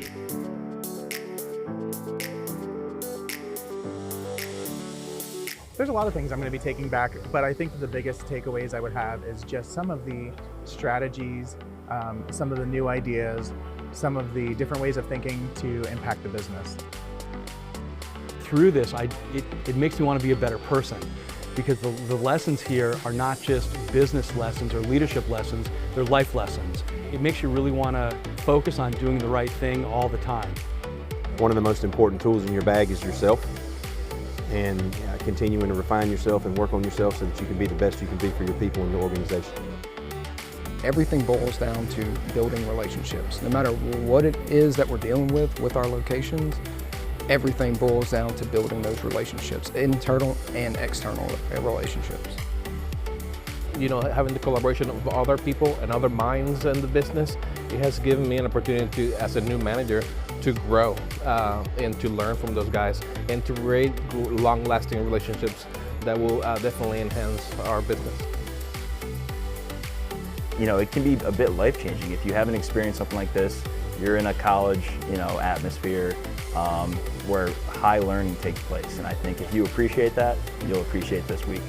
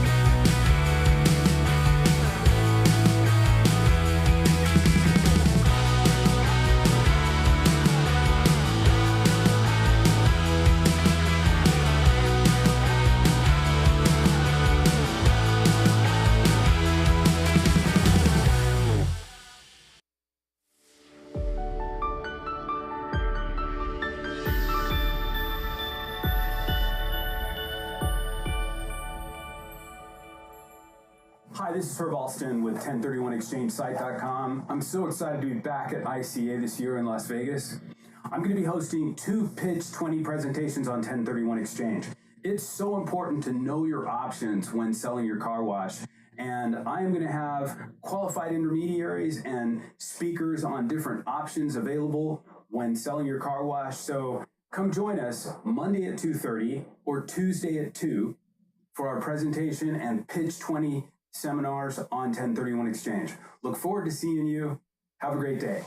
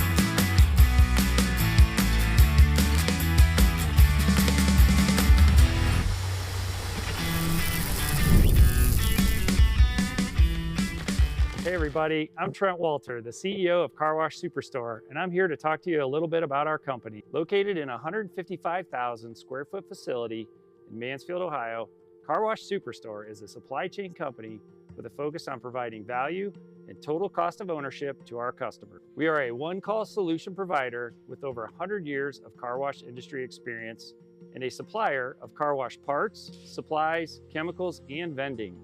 We are a stocking distributor for Sonny's, Motor City, McNeil, and all other major OEMs. We are a distributor of National Pride equipment, an established manufacturer of quality self-serve car wash equipment, meter boxes, and water treatment equipment. Car Wash Superstore also offers an exclusive Elite Club membership in which you can get free shipping on everything for 1 year. No complex reward systems, no minimum order requirements, and no hidden fees. Just free shipping on everything. Still, stop by booth 1113 to speak to one of our team members today.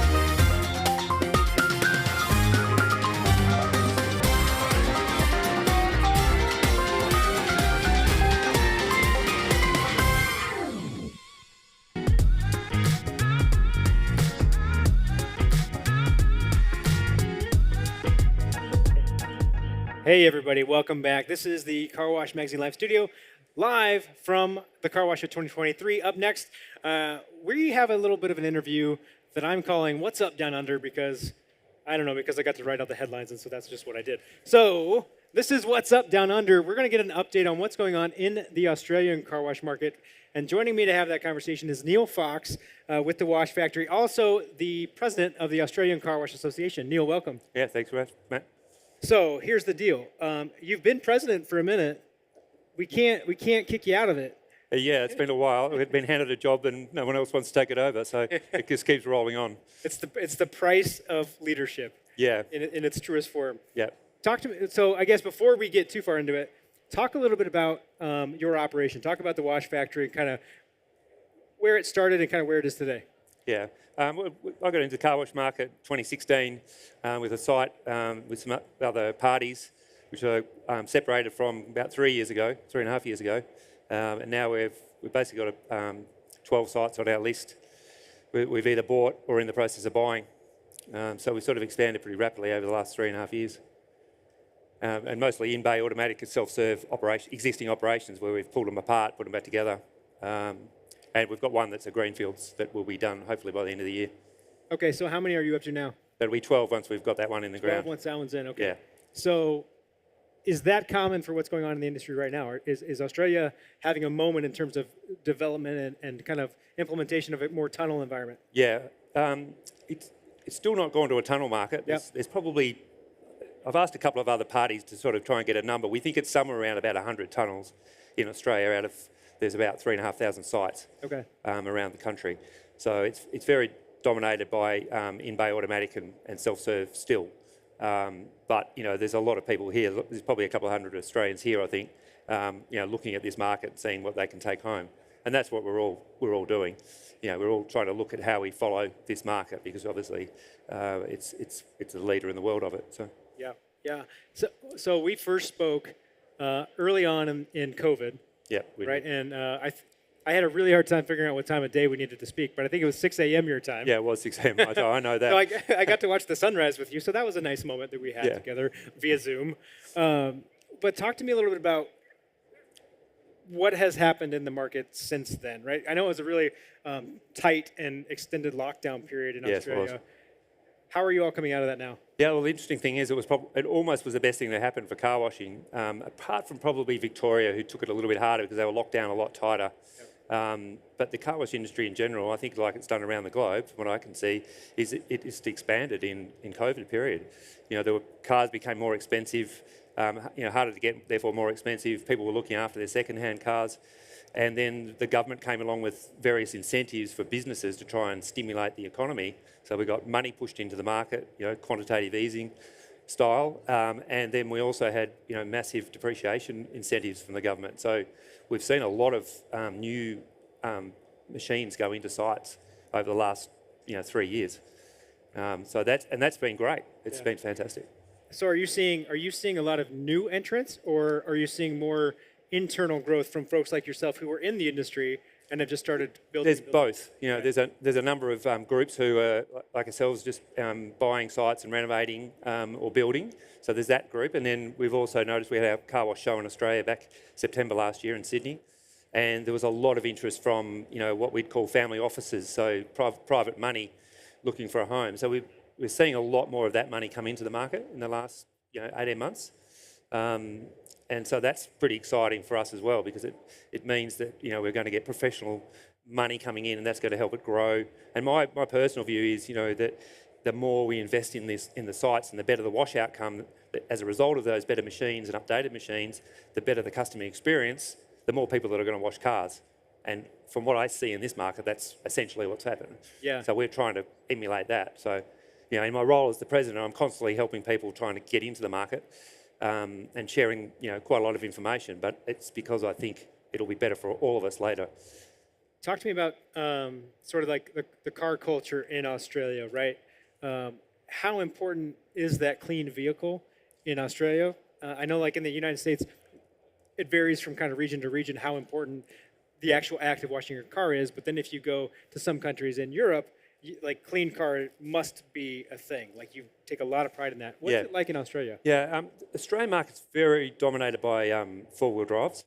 Sure. Yeah, so a utility or pickup, as you would call it. A four-door pickup is big, and also just like Toyota Prado, Toyota Land Cruiser are very popular in our market, and they're also accessorised in a major way. We've got bull bars, spotlights, roof racks, all sorts of stuff, aerials, and that creates obviously a complication for particularly brush machines. So that's where there's a bit of a differentiation in the market as well, because we've got to cope with those sorts of vehicles. And we'll talk about labour in a second probably, but labour is another component. Well, yeah, I mean, talk to me a little bit about that though, right? So one might say that you would be better served sticking with more of an in-bay touchless model there, because of all the kind of headache and all the identification of vehicles and retracts and everything you have to do there. But you obviously see opportunity there. What's your take? Yeah, look, we've got a couple of challenges, or a couple of tides that push against that go into this structure that you've got here with large tunnels.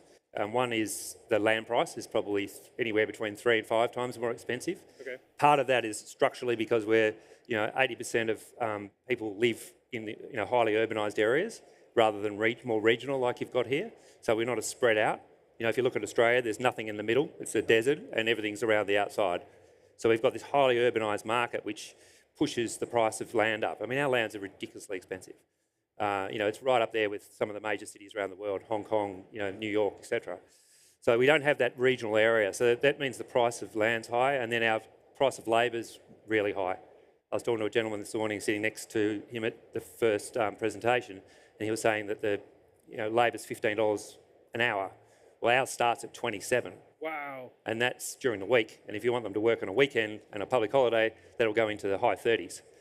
So labour's very expensive in Australia. And that's challenging when you've got a tunnel market where you need to preload cars, you need to be able to sell them the packages. That's where we've got this friction between your concept and our concept. Neil, $30 an hour? Yeah, and more. And then we have ridiculous work health safety constructs around that as well. So congratulations on your perseverance. Yeah. I mean, it makes it very tough. Yeah, that's a thing. That's hard. So that's why the reason I got into this market was I saw it as being a low labour business. That's why it attracted me to it. So if you go to the tunnels concept, or the hand washing side, then you're into labour. Yep. So I've been trying to keep away from that. We've got some very good brands around Australia in the hand wash market, and they're doing really well. But those guys are very challenged by the labour component, and it was particularly brought to the fore during pandemic, of course. Sure. It really brought it to the front. So labor's a thing you're watching, obviously. Yeah. What other kind of trends are top of mind for you in the Australia market? Well, I think other than that, we're pretty similar to here. You know, so if the price of land's going up, then people are moving more into apartments. You know, younger people struggling to buy property, therefore they're going to a smaller property. Therefore, they're probably not going to be able to wash their car on that property. So, you know, every new person who gets a license and a car is becoming a car wash customer. Yeah. And so that's exciting. So our market's growing really well. And as I said before, the more as the operators we invest in the machinery, Yep. the better the outcome, the more cars that'll get washed. And that's what's happening, slowly. So, okay, so in a year, what does the wash factory look like? Well, we'll just keep growing when we see the right opportunities in front of us. You know, we've got that structure, but it's all about, you know, getting the branding right, which we're working on. We're about to rebrand everything. We've gone through a whole process for that. I actually have an advertising agency background, which is a bit strange in this market, but so I'm trying to use, you know, my background from there to be able to rebrand everything. But we had to get the product right first. Yeah. So it was all about getting the product right. So getting the right machinery in place, making sure it's washing cars, and then we could move on to the brand. And then the next thing then is, you know, starting to work on how do you bring all the financials together for all of those sites. Yeah.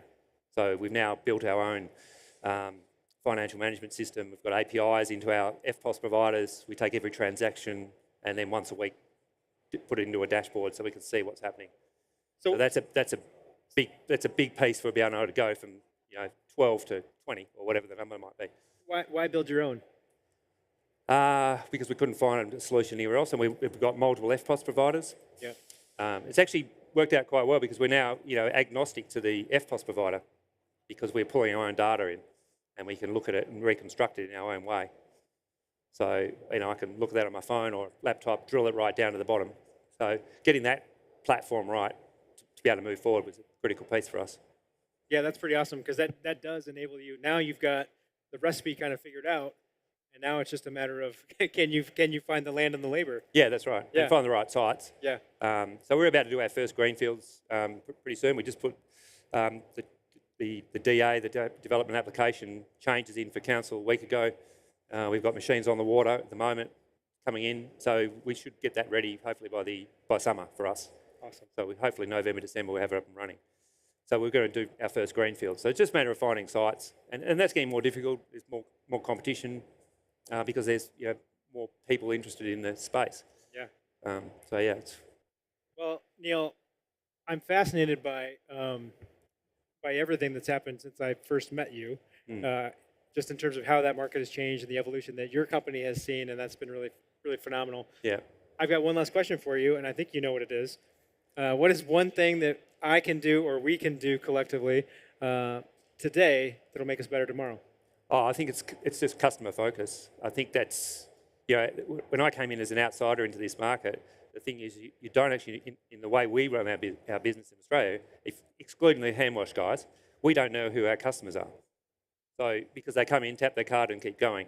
And that's another piece of our market. We're very you know, we would be 85% tap and go across everything on our sites, you know, across our whole business. So, so you don't know who your customer is. So trying to get systems in place to be able to get to know who your customers are so you can interact with them is a really key focus for us going forward. And I think that's, you know, you see that in this market as well. Everyone is customer focused. Yeah. And it's a little easy just to sit on a site and let people go in and out without talking to them. So yeah, I think that, you know, and that leads into data, right? So yeah, you have to commit to it. You have to. If you're going to have your customer focus, you're really talking about being better at managing data. Yep. So that's, I think, a key for us as well. Neil, some might say that I paid you for that segue because we're going to talk next about AI in the car wash industry and data, but I did not. Yeah. But thank you for the great segue. Yeah. Neil, Beautiful. Thank you so much for being on the show today. Yes, thanks for having me again, Matt. Awesome. I really appreciate it. Neil, hey, thanks for Neil for joining us all the way from Australia. Thank you. And now he's going to go find some equipment to buy. See you, All right, Neil. cheers. Hey, we will be right back. We've got our next panel coming up on AI. We're all set. We're going to take like 90 seconds, reset some chairs, and then we're going to have an excellent conversation. We'll be right back.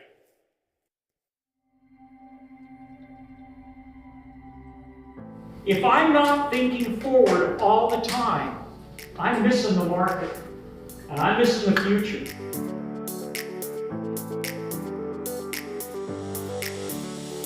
There's a lot of things I'm going to be taking back, but I think that the biggest takeaways I would have is just some of the strategies, some of the new ideas, some of the different ways of thinking to impact the business. Through this, it makes me want to be a better person, because the lessons here are not just business lessons or leadership lessons, they're life lessons. It makes you really want to focus on doing the right thing all the time. One of the most important tools in your bag is yourself, and continuing to refine yourself and work on yourself so that you can be the best you can be for your people and your organization. Everything boils down to building relationships. No matter what it is that we're dealing with our locations, everything boils down to building those relationships, internal and external relationships. You know, having the collaboration of other people and other minds in the business, it has given me an opportunity to, as a new manager, to grow and to learn from those guys and to create long-lasting relationships that will definitely enhance our business. You know, it can be a bit life-changing. If you haven't experienced something like this, you're in a college, atmosphere where high learning takes place. And I think if you appreciate that, you'll appreciate this week.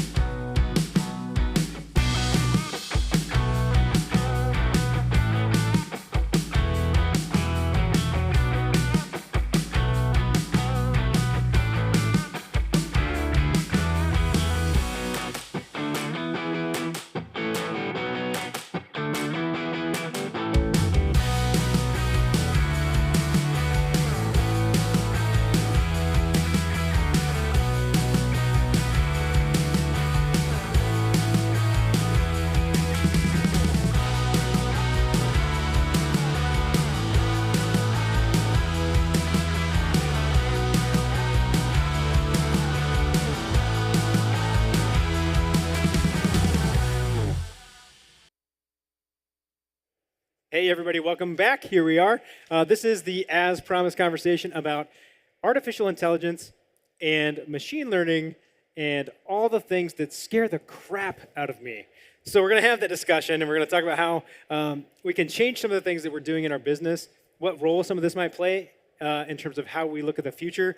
We're going to center this conversation around what's possible in terms of customer experience, kind of employee and operations, and then the last one is really how does this play into strategic consideration. So to do that, I've got two people joining me here on stage, excellent experts in this space. Well, maybe not Brian. Yeah, thank you, yeah. But we've got Anoop Kanthan from OmniX Labs and Brian Cruz from Sargent Cleans. Welcome to the show, guys. Thanks for having us. Yeah, thanks for having us. So let's first just kind of give folks a maybe like a 90-second introduction as to who you are and kind of how you're coming at this conversation. Anoop, you can start for us. Sure. So I'm the CEO of OmniX Labs. It's an Everwash company. We're an analytics platform that helps generate real-time data for you to take action on, frankly, to maximize the return on your investment. Yeah. And we use the OmniX product in our car washes. So we have 12 car washes throughout Northeast Ohio. And then we're building 3 additional ones. The name is Sargent Clean Car Wash. I'd spent 8 years in the Marine Corps, and we actually had a small little tidbit. We had a contest to rename the car wash after the first year we opened, and we had 2,100 entries, and Sargent Clean was one of them. So a customer came up with a name. It's pretty neat. I did not know that story. Yeah. So that's like the ultimate exercise in letting go of control. Yes. Good for you, especially with your background. It was good, yeah, and it was fitting, and so everything worked out. It was good. That's awesome. That's awesome. Well, let's start out with talking a little bit about AI and machine learning and the customer experience. So maybe let's begin with kind of what's kind of possible today. What are people doing today, and how maybe Brian, are you using it right now, and Anoop, what are you guys kind of seeing it from a customer base? Let's start with Brian. Yeah, I mean, the OmniX platform, what we do is at the car wash, we're all about efficiency. So OmniX has cameras set up at our location so we can track wheels on, wheels off, and see if we're getting better or getting worse. The cameras are also set up in the vacuum area, so we can figure out if how long they're in the vacuum area, if they're doing it before or after. And then on the customer experience side, our digital reader at the end of the tunnel is going to start giving customer messages. So hey, Matt, thanks for coming today, or hey, see you tomorrow, and we're going to start messaging that in our platforms. So talk about that a little bit. What kinds of things are you going to put on there, right? You've got a very finite window. Yeah. What are you going to put on there? So I think we're going to, definitely the customer name. Everyone loves their own name, so we're going to show their name. And then if they're not a customer, I think what we're going to try to do is the old, hey, we'll see you tomorrow. Or at our car wash, we have it's not a really pitch, but it's the effective greeting. Yep. And then we put some of those bullet points that are in there to help remind them that, hey, after 2 washes, it pays for itself. Or, once we get know even more and more about our customers, we may have already known that they visited 2 times or 3 times that month. And then we can say, hey, you've already been here a couple of times. Make a U-turn, come back and talk to a customer service rep, and we'll get you signed up for the plan. So, okay, Anoop, obviously a lot of this is you have to collect the data first, right, to be able to start to introduce some of these systems and these processes. But what are you all looking at in terms of where you want to kind of push from a customer experience perspective and like personalizing that and making it really enriched by leveraging technology and this machine learning approach that you all are focused in on? Yeah, right. So I think probably just step back and define what artificial intelligence and machine learning really is it's about emulating the human brain using technology. And so why is that coming up now? It's been around for a long time. We've been trying to emulate the human brain for some time. But the leap came with the cloud, meaning the cloud computing services that are available to us, but also the processing power and its tremendous growth. So what you've done is you combine this availability of a highly accessible technology. So now you're able to run these neural networks, what you hear, or AI platforms on them. And so what we're able to do now is train those models, if you will, with all the knowledge that we learned from car washes, but also now general knowledge now, which you're hearing probably with the whole OpenAI and ChatGPT phenomenon. And so now you combine that information, now you can really make significant gains in how you operate your car wash from a front to back perspective. So I think that's the evolution from the technology and the revolution that is happening in front of us right now is the ChatGPT phenomenon. Yeah. And really what that is it's actually put a human-like language interface on top of that learning, the artificial intelligence learning. And so now you can almost in a conversation-like way engage that tool and capability to then help you wash. So that's what we've been trying to take advantage of. And so a little bit more information on that is it's something more intelligent than we've ever seen before. So even smarter than Brian. And so what it's able to do is understand everything that's ever been written about humanity, right? So anything that's published on the internet, and retain all that information. And so now it's able to make all sorts of correlations. So that's the platform that we have to build on. And so what we're doing now is bringing car wash knowledge, if you will, on top of that. So now it's able to bring that level of intelligence and combine it with car wash use cases or car wash data, and to then help you run it better. And the more data that goes in and the more inputs, the better the output. Right. And so what we're trying to make it is the most trusted, most intelligent assistant you could ever have, but knows everything about car wash. So that's the really beauty about what we're doing now. So imagine something that understands everything that's ever been written on the internet and has all that intelligence, but then also knows everything about your wash. So it understands it remembers every transaction ever at all your locations. It knows every customer of yours, how long they stayed for, how long they were a member for, how much they spent, and also which employees served them and how well they did. So now you have that information as well. You're able to make lots of suggestions on how to operate better, but also predict what's going to happen as well. So Brian, when you think about everything that Anoop just said, which is a lot to unpack. Yeah, he's the smartest guy up here, I think. Matt. Yeah, I kind of want to just go home because I feel a little bit inferior at the moment, but that's okay. Yeah. When you think about the implications of that, right? What does that do for your business? How does it change how you approach your business? A lot of things. I often, when I get up in the morning, I said, how can I make my life how can I make my GM's life easier? Yeah. Right? We talked about that from a call center perspective is we need them, they're the leaders of the organization, right? And we believe in 100% autonomy at Sergeant Clean. So we want them to run and act as if it's on their own. They're running their own business. And I think AI is going to give back time to the general managers so they can lead and focus on their team, focus on the customers, and do the real task at hand so they're not stuck in an office, doing schedules or, the monotonous tasks. And I think the AI component, and I think we referenced it on one of our calls, was Star Trek, right? Yeah. What's the name of the ship? The USS Enterprise, right? Everyone's on the ship, and the ship's smarter than they are, and they just little reminders, little hints, right? So not a level of micromanagement, but just, hey, Thursday's coming up. Do we order soap? Or, hey, tomorrow it's going to rain. Do we want to, adjust the schedule? So maybe there's a loader, which I love the efficiency side of things, is a loader is in the tunnel. We're starting to increase, with the cars coming, we can get him or her out and put the best loader in during those peak times. Right. And a manager may be on the phone or, dealing with the situation. Those are just little helpful hints and reminders. And I think that's going to be extremely beneficial. Yeah, I would agree with Brian. I see us as augmenting or assisting the operator. I think there's a lot of negative statements about possibly just, replacing the human. I think we're some ways off that. So maybe helping it become semi-autonomous, but by and large assisting and making that operator or that manager more productive. Well, what's fascinating about the example that you're painting, Brian, is like, okay, so, and we talked about this before, right? Like, if maybe that we notice that there's a certain time of day during the week that we're just not doing very well. Like everything drops off, and we should be really killing it based on every other indication, but something's just not right.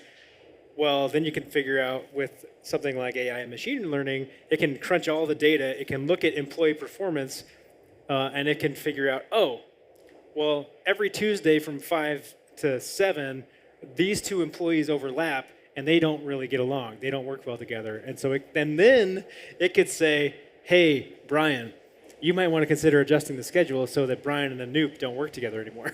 Right. I don't know if I like that or not. Yeah. That's not true. I love it. All right. So, but what else is, like, how far are we from that? I think if you think about it in sort of 3 eras, right? There's one era which is where we're capturing information. Yep. And we're able to retrieve it, but then the human needs to make sense of that information and digest it. And I think the era that we're on, at least what we're doing right now, is we're able to then synthesize that information and give suggestions. So we might be able to say, the queue is getting too long at your particular store, it's exceeding this amount of time. But what we want to get to and what we're working on now is that third era, which is, as you said, a suggestion and possibly even taking the action, which is, okay, the queue is getting very long, and by the way, we've noticed it's only happens between Tuesday at 12 and 1, and by the way, that's when Anoop and Brian are on duty. Yep. And so that's sort of the next era, and we actually have beta releases on that observation data. But I think the final frontier of that, or at least that for that generation of capability, will be, by the way, I've switched the shift, let me know if you have a problem with it. And so it'll actually schedule it for next week. And so I think that's where we want to go. Yeah, that'd be wild. Yeah, or if it just makes the schedule for the team, right. And for the GMs. Yeah, and it just happens. Same thing with hiring, right? Maybe you could scan resumes in advance so you're not calling everybody. Like I know we use a platform called Culture Index, and it's a 5-10 minute little survey that we do. But that, even leading to there, once we identify that individual, can just look over their resumes, right? Because not everyone's a good resume reader. They may be a good leader, but they may not be 100%, the best at hiring. And that'll be also for your culture too, and for your organization, which may not be the same as another car washer's organization. So I think the beauty of that model I was describing is not only is it learning about your location all the time, it's also learning about the people that work well at your location. Yeah. And so it'll build a profile of that. And so now you can run other resumes through that and say, you know what, this fits our culture index. This seems like a high probability person who will likely work in our organization. So I think that's where we're getting to, where it's really going to be suited very much to what your need is. Well, it's happening really, really fast, to your point, right? Because processing power is doubling on itself. And that means that these things that we talk about that are theoretical maybe aren't a year away. They might be 6 months away, or they might be 3 months away. because everything's just happening faster and that pace of change is accelerating. But when you think about kind of how things are changing and how you think about what that's going to enable you to do, I want to move into like the strategic side, right? So let's talk a little bit about like site selection and maybe site layout, even in terms of how I should do that. What's kind of coming in that space? How can this be used in that manner? And either one of you can start. Yeah, I think what we're doing now is we're understanding what constitutes a good wash, an optimal wash at various locations, various types, and of course various geographies. And so once you understand that data, you can better predict for a given location what its performance will be. So some of the products we're working on for now, for example, is you can give us any address in the United States, and we'll tell you the optimal 3-year projected volume for that location for an express wash. And so we did that through understanding how other washes are operating, found the benchmark performance, but then we've also correlated it with lots of other data. So we bring in US Census data that's readily accessible. We look at weather patterns, we look at competition, we look at retail density. And so what would have taken you maybe 3 months to hire a consultant to go visit that patch of dirt, to write a report, look up the data, and make a recommendation, now takes you 30 seconds. And it's not that we've come up with some new way of assessing it, it's because we're able to synthesize that data so much faster than a human could. But most importantly, also, we remove the emotion from that conversation. Oh, that's a really important piece, is that emotion piece, right? I mean, humans are great at a lot of things, but we are not good about taking the emotion out of a purchasing decision or something that maybe will end up being a really poor choice that we spent money on, or a bad location because we just feel good because it's by Chick-fil-A. Maybe that's not an A site. Right. Maybe that's not an A site, but we're attached to it. But ultimately, the human does make the decision, right? Yeah. So what we're doing is accelerating the data analysis, the synthesizing of it, based on these criteria, and then it's up to the board or the manager or whatever to make the decision on whether they go with acquisition or not. Yeah, I mean, and I like it definitely from the site selection perspective because we have an internal scorecard that we do when we select a site. So obviously my feet are in the dirt quite a bit and at all different hours of the day, but there's a scorecard and that's subjective and objective.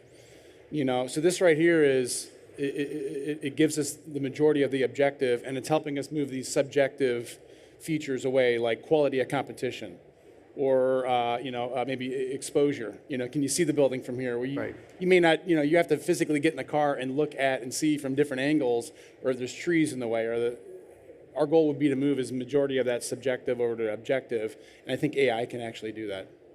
And earlier, talking about how close are we, I read, I think it was the Wall Street Journal, that they're giving lifeguards watches to wear, and then they've got cameras that are monitoring the waters or pools, and they can calculate and find out distressed swimmers to help the lifeguards figure out if a kid's playing around or they're actually distressed and drowning. Right. Wow. And that's recent. So it's only going to get more advanced from here. It's crazy. Well, and I mean, that's a nice segue into the next thing I wanted to talk about, which is leveraging video in this whole thing, right? And because it's one thing to input reams of data that are, Excel sheets and raw, just transactional data and that kind of thing. It's another to start to say, this is what video can do in terms of an input source into that learning. You all are doing work with that. Talk about that for me. Yeah, so I think, as you mentioned, a lot of the data we said is we're teaching that model to make predictions or take actions, but nothing beats a real-time stream to then ingest, see what's going on at that site in real time, and then help you make decisions on the field. So, for example, we can recognize vehicles, we can recognize a queue, for example. So we can notice that the queue is growing by the minute and notify a manager in real time to take action. Or maybe the drive-off is actually to increase beyond a tolerance you accept. So I think that these allows you to not only make portfolio analysis of when you have more than a few locations, it gets hard to do this. You get that information back to you, but it also allows you to take action now, rather than waiting until Monday morning where you get the report and you talk about with your managers what you could have done better on the weekend.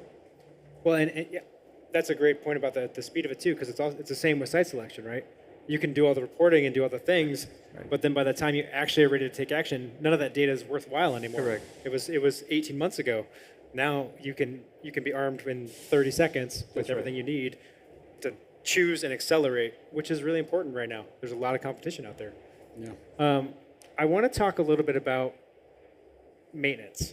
right? And like maybe some predictive maintenance elements to this, because with all the sensors and the monitoring that we're able to do, that opens up some opportunities as well, right? I mean, wouldn't it be nice to know exactly when something was going to break?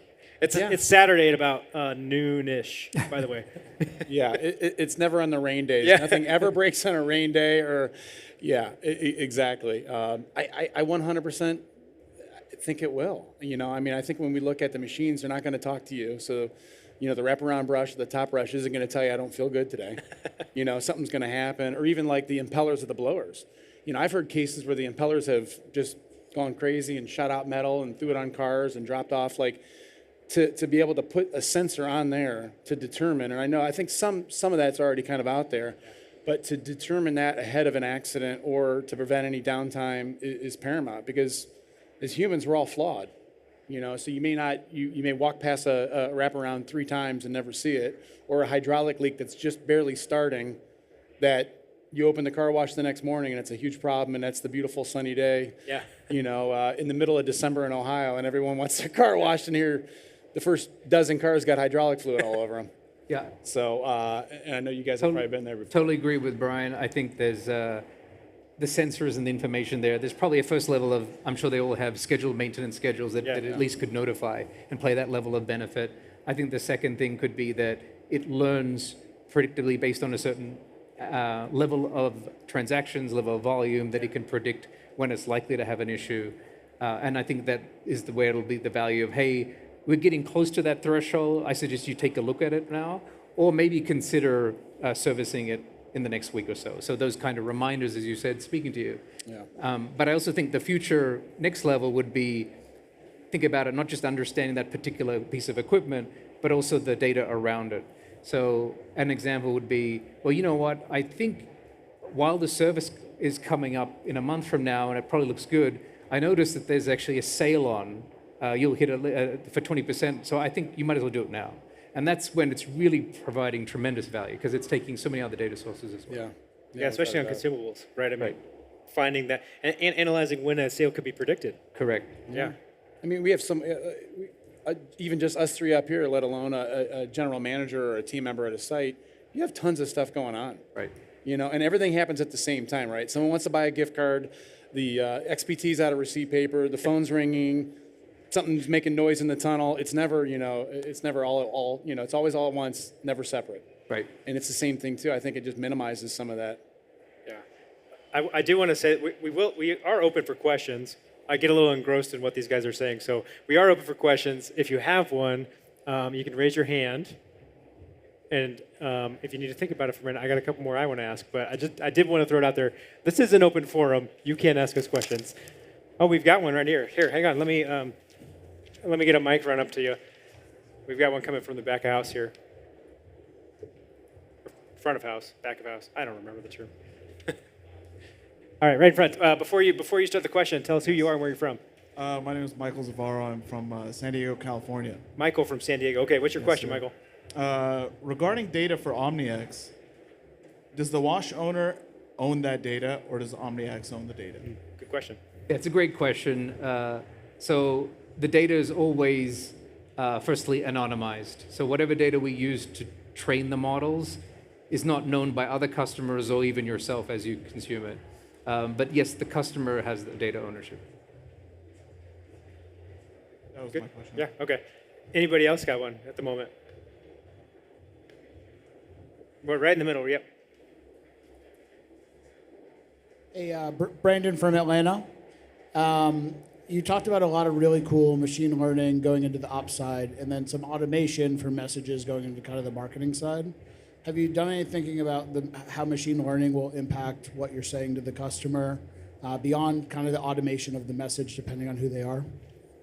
Yeah, that's a great question. So I think it's what are we doing about engaging and connecting with customers as they arrive. So I think there's eras here of development as well. So one is, as Matt mentioned, we're able to recognize the vehicle as it comes in now. So then you're able to then understand if that customer has been there before, multiple times, or maybe they were a member before and you want to win them back.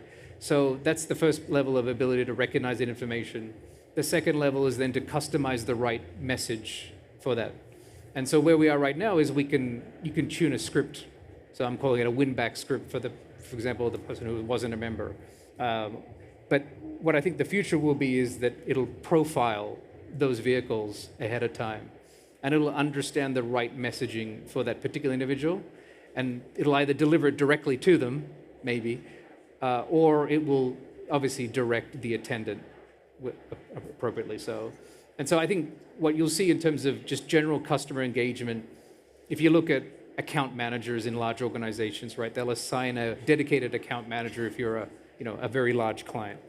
And obviously, that's very hard to sustain because it's not profitable, but that account manager will know everything about them, know when their kid's birthday is, know when there's what they like, know that there's a particular thing that they enjoy, know their patterns of usage of the product, and then how to recommend or retain them if they're upset about something. And so imagine having that account manager for every single one of your members or customers. And I think that's where we can go, because the capability exists to understand that data and automate that, and so send directive messages to them, engage them with the right profile. And I think that's where we'll go. Yeah, and we got to explore that technology with Anoop and his team with watches that identified the vehicle coming before they're at this is falling apart here, before they come to the pay station, that if they've been once, twice, 3 times or whatever, and we get a better tailored script. And just like I talked about the GMs giving their time back to the site, we want to give confidence to our team members and providing a good, effective greeting. And then also, coupled with this, it's going to give them even better, confidence level, because they know how to effectively position the customer, who's best for the plan. If they visited once or twice, or maybe have already come 3 times that month, and one of the customer service reps failed to mention the unlimited plan on their last visit. We have time for maybe one more from the audience, if anybody's got a burning question. Otherwise, I've got my last one. Sometimes you just have to sit in silence and the questions will come. But I've got see, I told you. We've got one right up here. Right up here in the front. Hi, my name is Victor. I'm also from San Diego. I'm here with Michael. My question is for I guess the evolution of where things are going for your company, Anoop. How far can the technology go in terms of personalizing offers to specific customers based on their patterns, like how many times they've been there, the time apart from each visit, what they bought last time, what they bought the first time, that sort of thing? Yeah, I think that's the next era, yes. As Brian mentioned, we're able to at least recognize the customer and offer a defined set of scripts, right, that are fairly finite. But what the future will be is, yes, it'll understand the profile of that customer, and it'll make a recommendation to you as the operator, and then you can either permit it to then communicate with that customer or maybe decline it. So I think, and it'll go even further, actually, I suggest, which will be that it'll make suggestions for your packaging, what you should offer your operators. So what it's noticed in terms of attrition, what it's noticed in terms of adoption of certain plans, maybe you should change your pricing and plan to this. That's where I think it'll go ultimately. That's the future. But for now, I think it's quite possible to make recommendations to maximize, say, your LTV or the optimization for that profile of customer. I think that's where we are right now. Yeah, and I'd like to actually see it move to the cameras, instead of it being a message on your phone or your watch or your iPad, that the XPT screen itself will change and modify automatically. Right. When they see the blue truck come in, he's been there 3 times, boop, it's another screen specific for that team member. Once again, providing more confidence to them. They're able to tailor their effective greeting a little bit easier when they're looking at a different screen than normal. So. Well, the other thing really too is like there's that on-site messaging, but what can you do beyond that too, right? So maybe I have my technology stack set up so that it does all those things on site. It identified me. It changed my XPT. It armed the attendant with the proper script that was generated by something like ChatGPT that's perfect for my profile. Well, then the experience ends. but it doesn't have to. So then what if it also triggers all of the follow-up drip campaigns that hit that person, and that life cycle journey just keeps going and going and going, and that's an automatic process. And right now, that's actually one of the things that this industry is worst at, is connecting with customers off of the site. We don't do a very good job yet. We're getting there, but we don't do a very good job yet. Yeah. Yep. Agree with that. All good? Okay. So here's my last question, which I ask every time. Brian, you might need it here. Pass this down to Brian. There we go, yeah. Oh, maybe. This one might be out. It's good. I'll hold. All right, you just hold it. You're not Britney Spears, that's for sure. I just won't move around. What's one thing, and again, we can take this question, it doesn't have to be related to AI, it can be a personal advice, but what's one thing that we can all kind of do today that's going to make us better tomorrow? Be humble. Yeah. You know, we don't know everything. Sometimes we act like we know everything. So I think to take one step back, I often tell it to my team, you know, the outfielder analogy. When a ball's hit in the air, what does the outfielder do? The first thing is to take 2 steps back, assess where the ball is, then go to the ball. Yeah. So my answer would be to take 2 steps back, pause, be humble, you know, be open to feedback and suggestions and good constructive criticism and feedback, because that's the only way you're going to get better. Great advice. Great advice. That was too high level for me. Too high level for you. I'll go something tangible for technology. I think as an organization, I would suggest you to prioritize projects and initiatives that capture data and make it more accessible. I think that should be a priority so that you can take advantage of all the things we've been talking about today, because those technologies are only as good as the data you feed it. Great stuff. Yeah. Well, this is a super exciting topic. It's all the rage right now. You know, there's lots of conversation about, you know, what jobs are going to get replaced and how our skill sets are going to change. And, you know, are the machines going to take over the human race? Probably not. But there are powerful implications for how we can leverage these technologies as they evolve. And I think Brian's a good example of someone who's willing to take those risks and try that. And Anoop is a highly intelligent individual who has his pulse on these things. So I encourage all of you to connect with these folks, talk about it, get your mind kind of inspired and get those juices flowing, because there's lots of great stuff that's possible now and going to be possible in the very near future. But thank you for taking some time with us today. I really appreciate you guys. Thanks for having us, Matt. Thank you. Awesome. How about a round of applause for our panel? Great job, guys. We have some more content coming up for you in about 15 minutes. Because I need to go drink a glass of water. But it's going to be, we've got a conversation coming up about, which, funny enough, I didn't do this when we built this schedule, but it's about fun new ways to spend your marketing dollars, which sort of leans into this topic that we were just talking about. So come back for that. And then at 4:30 in this space, we're going to have grand prize Plinko. So make sure you're around for that. Drop your ticket in the DRB booth to make sure that you can be entered into your chance to win, where we're going to change all the prizes on the bottom of that board and play some Plinko. So thanks, everybody. We'll see you in just a few minutes.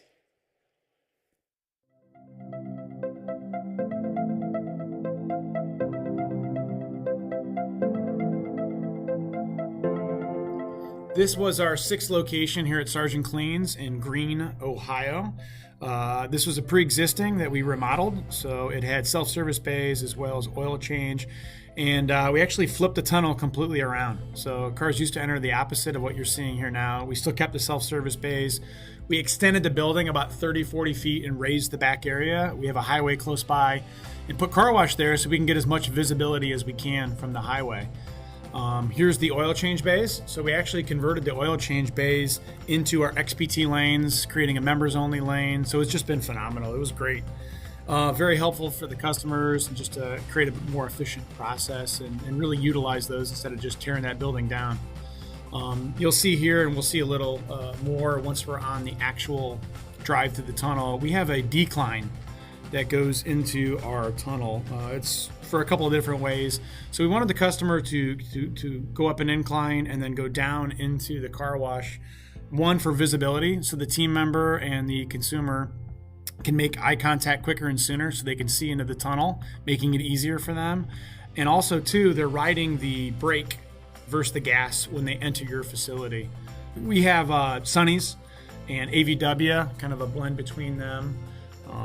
One of the great things you saw was no prepping. So if you're a fan of no prepping, we do no prepping here at Sergeant Clean's.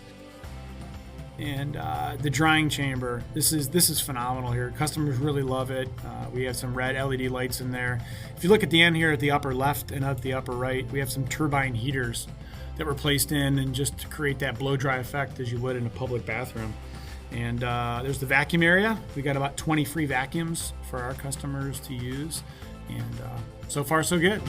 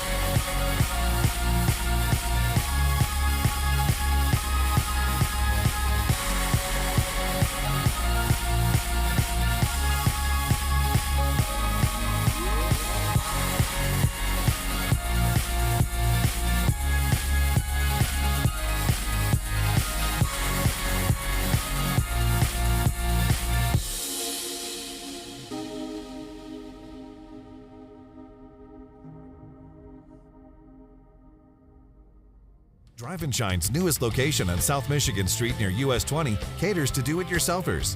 After a state-of-the-art exterior wash, pull into one of the 22 interior self-clean bays. Air hoses to blow away dust in hard-to-reach places. Vacuum hoses and mat cleaners for your perfect clean. Drive and shine, then shine and dry. We make it clean, shiny and dry every time. So come on, come on, come on to Drive and Shine.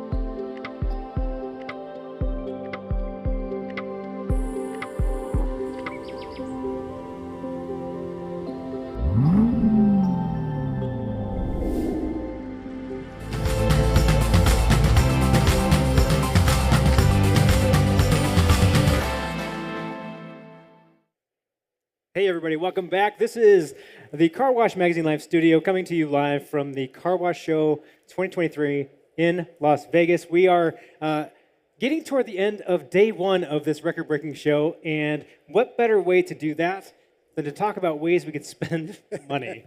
So we're going to have that conversation. We're going to talk all about maybe some new ways or maybe some creative ways that marketing spend can be allocated to help you really maximize that return.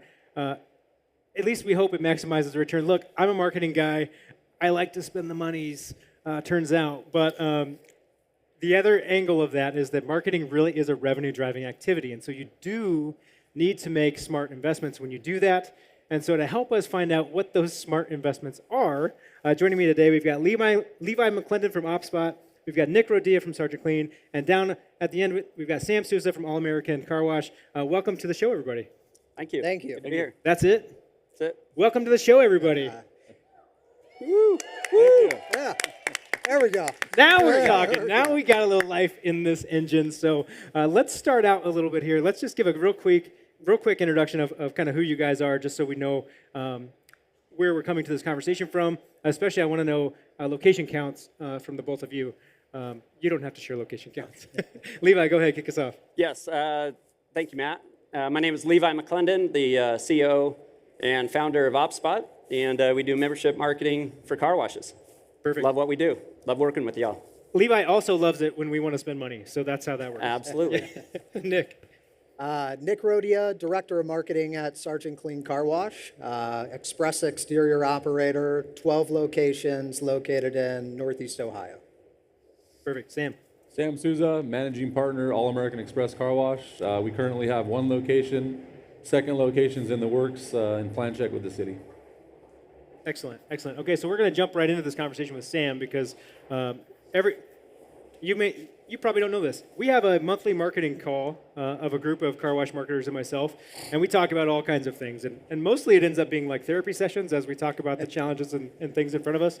But we hear lots of great ideas, and Sam is really great about always bringing something new and interesting. And most recently, it's been about YouTube advertising. Talk to us a little bit about what you're doing in that space.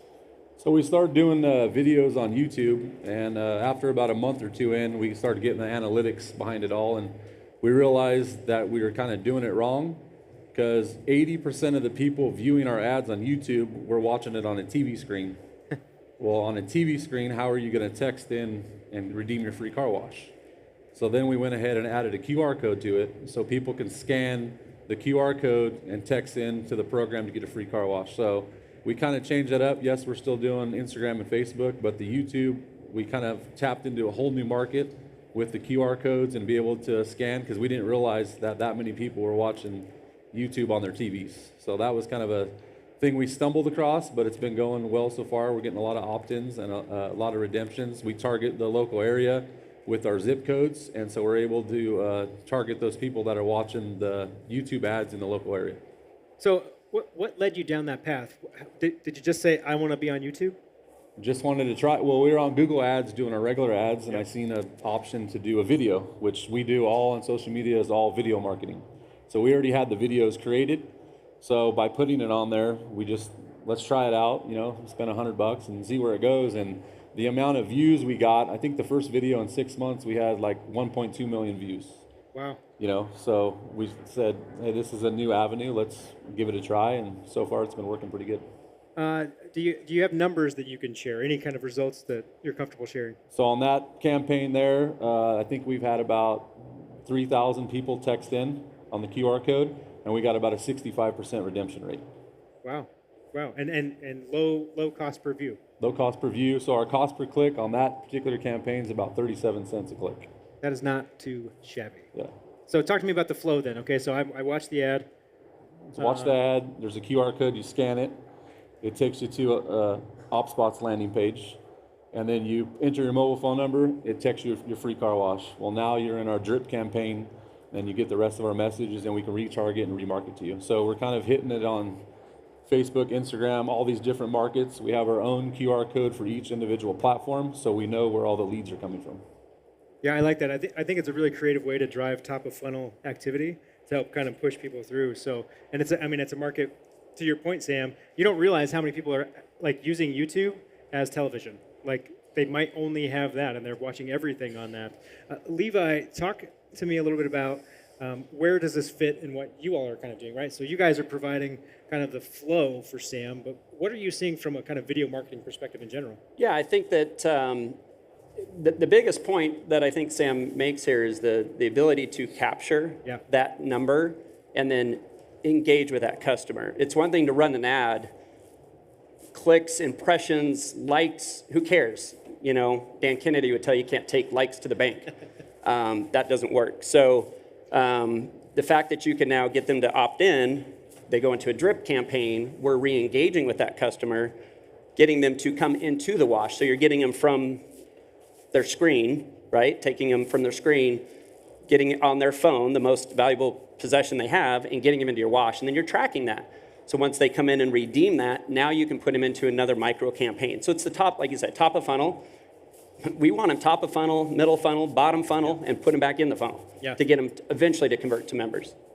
So talk to me a little bit about how you've seen that kind of focus change in this industry, right? Like, we're not all the way there in terms of being really on board with the traditional kind of sales funnel cycle and the whole 9 yards. But what have you seen in the last couple of years? Yeah, it's been a huge change. I mean, our first show was 4 years ago in Nashville.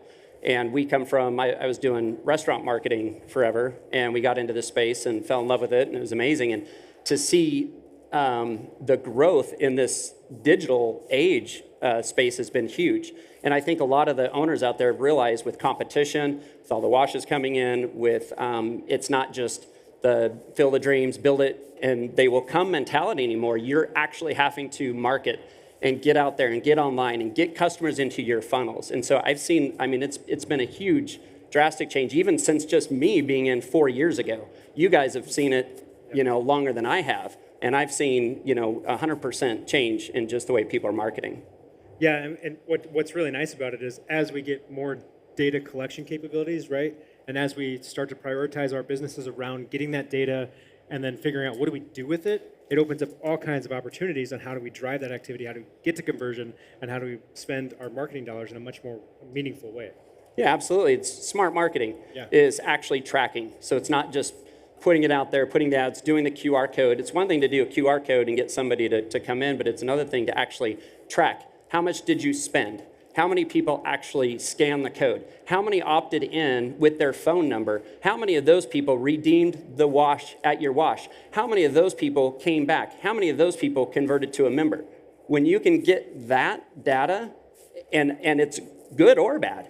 If it's bad, stop chasing things that aren't working. Right. Yeah. So Sam could do this for 6 or 9 months, come back and say, gosh, we got a lot of opt-ins, but nobody converted to members. I'm not sure this is where I want to be. Or he can come back in 6 or 9 months and go, gosh, we converted, of everyone that redeemed a wash, 10% of those people actually redeemed. We need to continue to put fuel on the flame here. Let's do it.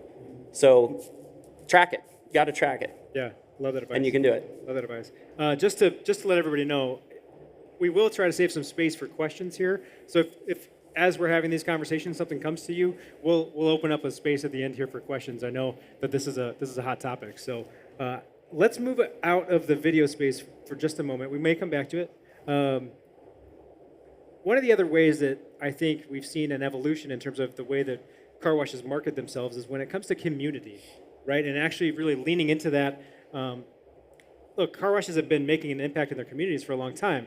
It's the way they talk about it and the way they leverage that message that's changed dramatically. Nick, can you talk a little bit about how you all use that in your business?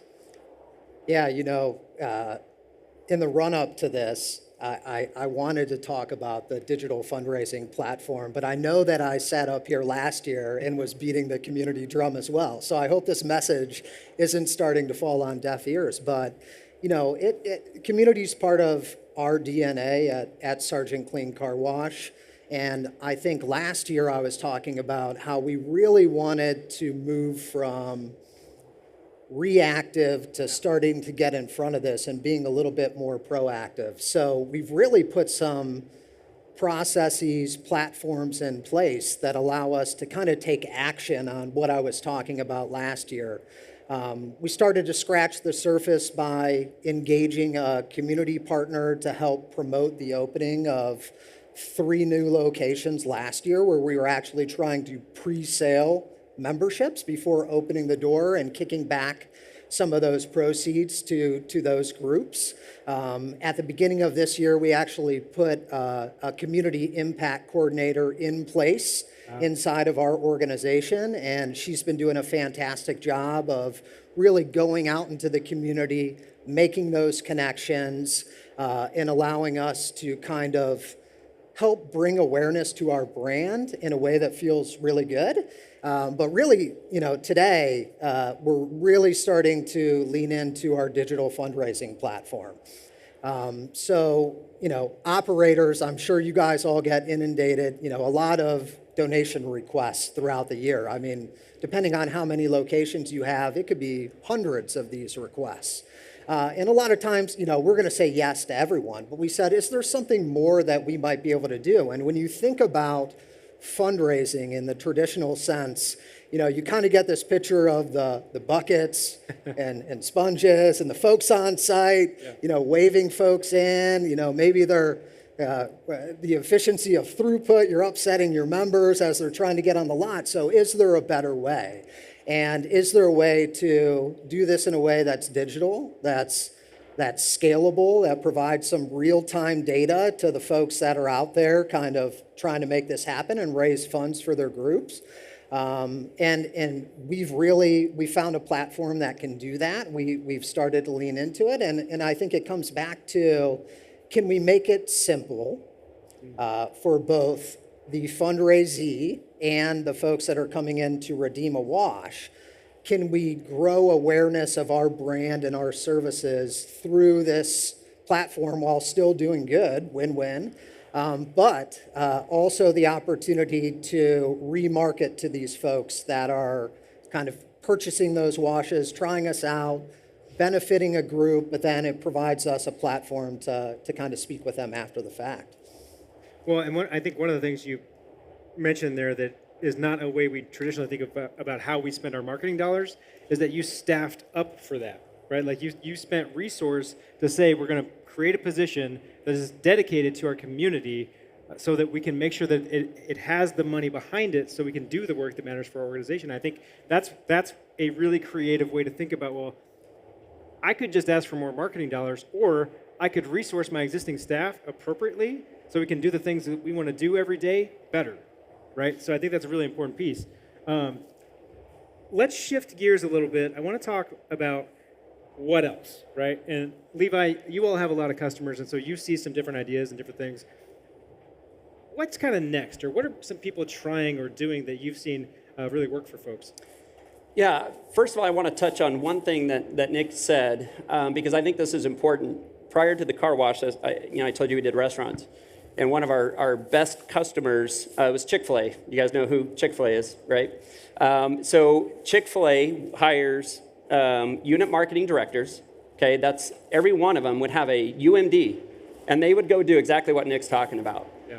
And obviously, you want to follow what other people are doing that works, right? And so I just wanted I think what you're doing is awesome. I don't hear a lot of car washes that are actually hiring a UMD, a local LSM, a local store marketer, right? That's going out into the community. So just wanted to add to that because I love what Nick is doing there. But as far as kind of seeing what's new or what the latest is, and some of the things that we're actually focused on is I think loyalty for retail customers.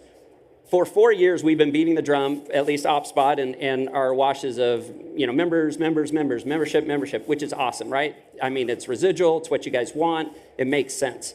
At some point, there's a plateau, and we talk about the curse of the plateau, and you got to keep your funnels full to get over that plateau. There becomes some type of saturation. There just may be people in your community that don't want a membership, and that's okay. But as you have competition, you have people coming in, depending on where you are, what are you doing to insulate yourself from that? What do the big companies that do really well do, right? Well, your Starbucks, your Chick-fil-A's, they all have loyalty. So if you have a customer that is not going to sign up, I don't care which car wash is in the area and what it's for, they're just not going to be a member, that's okay. Embrace that person. But I think loyalty, and that's what, again, in the restaurant, I know I refer to that, but man, what a competitive space.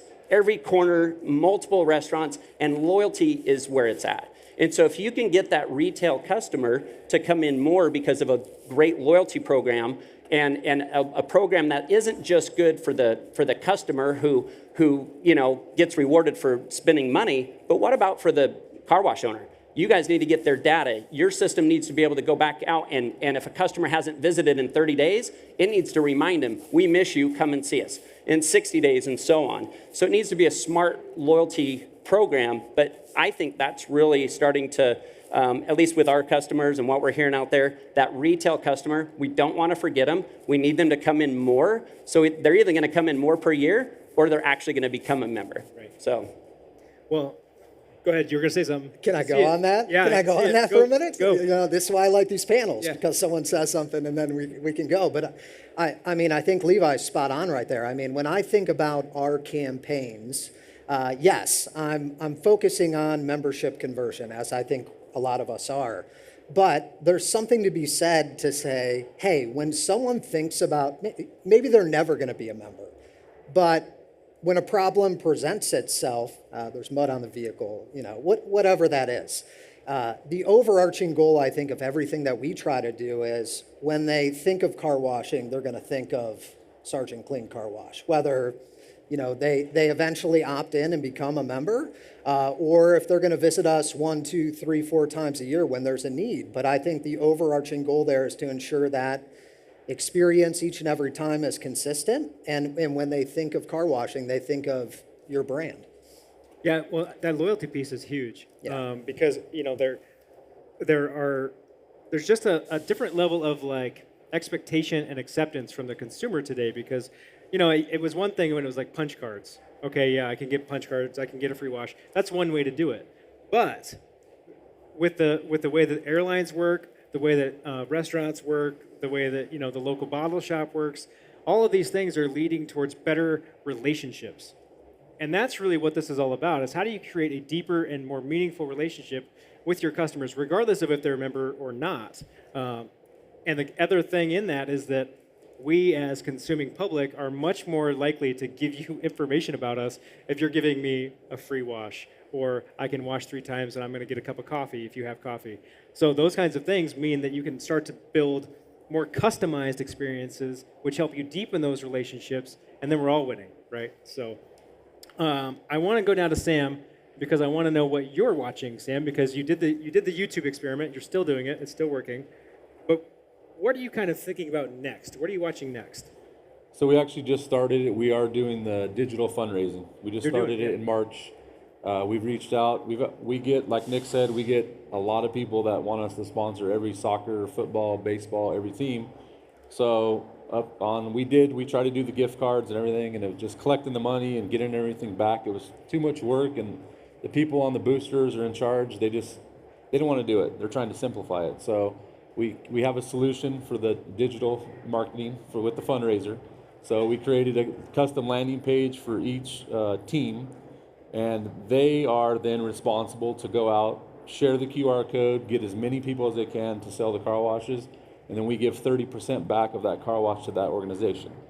So now it's not like, hey, can you sponsor our team for $200? Well, it's up to them how many they sell. We have one going right now with the football team, and they're running it for 3 months, and they've sold $2,500 in car washes. So they're very happy. They got more people coming up, but it's a way for them to get out in the local community, our name, our recognition, because everybody that's buying car washes on there, it texts them their coupon codes to their phone. They never expire. They can share them with family members, but it also puts them into our drip campaign.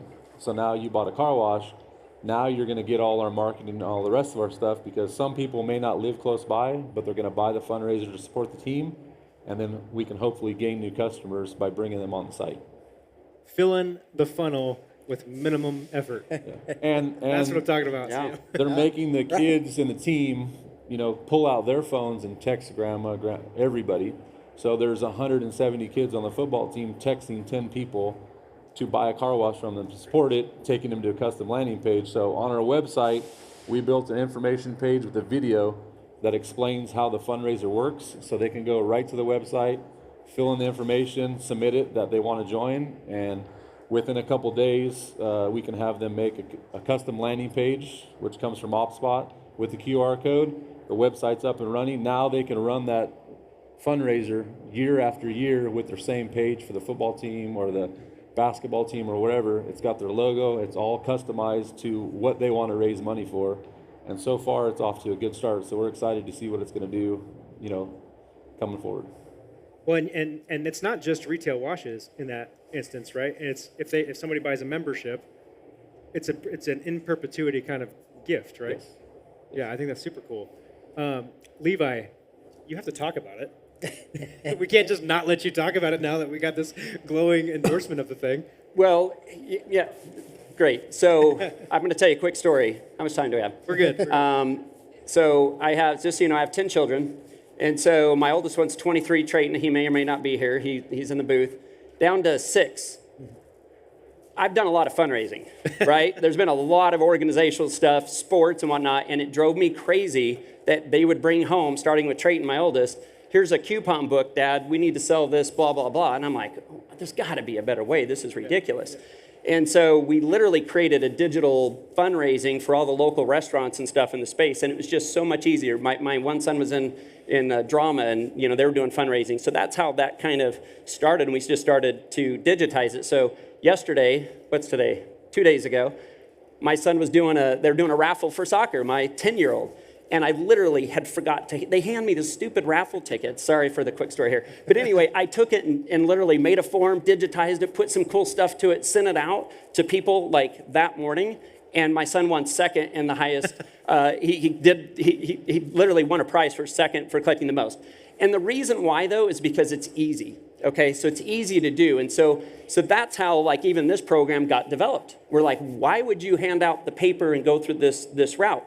I agree, like you want to be able to give, but you also, why not get back? Why not collect a phone number? Why not get them into your wash? And so the fact that these guys are doing that is a new, people want you to do it, right? It doesn't cost you really a whole lot of money to do it, and other than just giving back. But the fact that you're filling your funnel, building your database, and the system, shoot, if they have a coupon on their phone and they haven't redeemed it, it reminds them. It sends them a text and says, hey, you've got this coupon. And isn't the goal to get people into your wash, to experience the wash? So it's really a win-win for everybody. Yeah.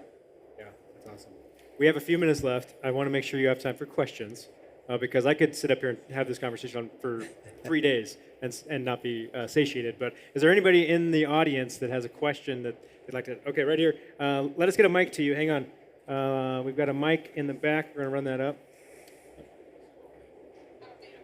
Well, I want it for posterity's sake because it's not fair to ask anonymous questions. We have to know who you are, where you're from. All right, so who you are and where you're from, and then your question. My name's Tamara Curvin from Florence, South Carolina. I'm the marketing director for Scrubby's Car Washes. My question's for Sam. You said the majority of your content's video content, right? What subjects are most successful for you, or what do you focus on those videos? That's a good one. So obviously the most successful one is our free car wash video. That's our hook to get them in. Well, once you text in, now we educate the customer, because now what we do is we retarget you and we talk about why you should wash your car often, why you should buy our Works Wash, the type of chemicals we use, why you should sign up for the membership, you know, show the whole facility about the vacuum. So we educate the customer on the whole car wash experience, how to load on the conveyor belt, how to put your car in neutral. So they're all educational videos that we can train them so when they come in, they feel more comfortable and they go through the car wash with ease. Which is really just building you as kind of a trusted partner in that kind of agreement that they made, right? They gave you a piece of information, and now you're going to educate them, and suddenly I feel really good about going to Sam's Wash because I know what I can expect, and I trust him. And I think that's super important. Who else has questions in the audience?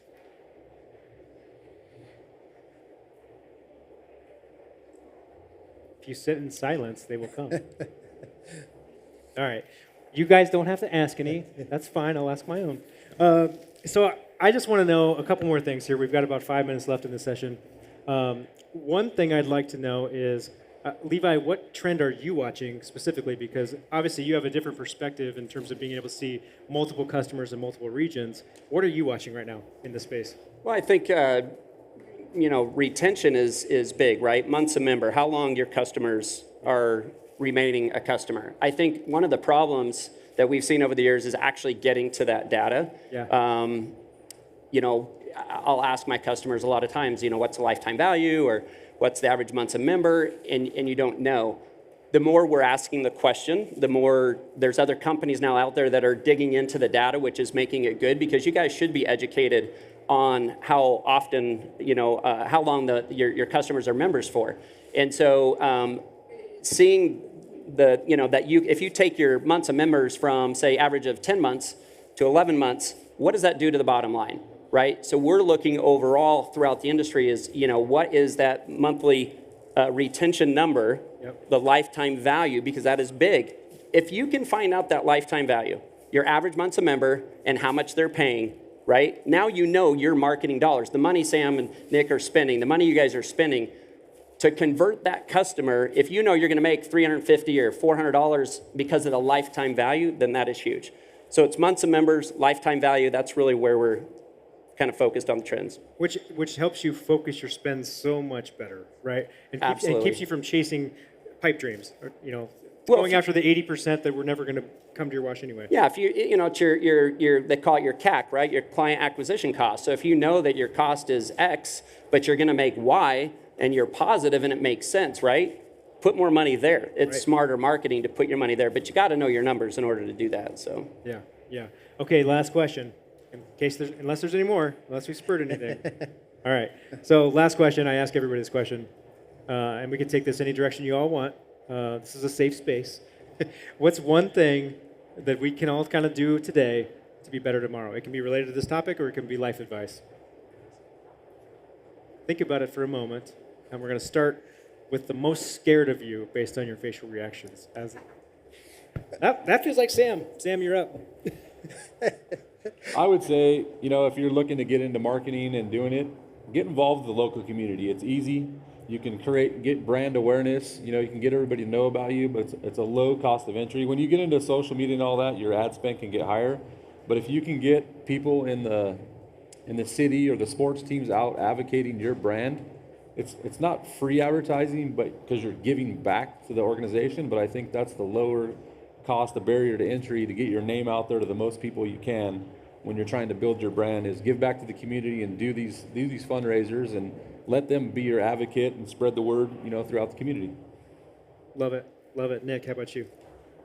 I love coming to these trade shows. I think all of us, when we leave here, we kind of have some energy. When we get back to our sites, we're seeing brand new technology that's out here in the space. And I think you just got to carry that momentum with you. So I would just challenge everyone, if you see something that you like here, we have a saying in our organization, later never happens. And we also like to say sprint early. But maybe, shortlist everything that you see here, put together an action plan and take action on at least one thing. That's why we're here. We're here to get better. We're here to see what's out here in the space to make our operation better, our team better.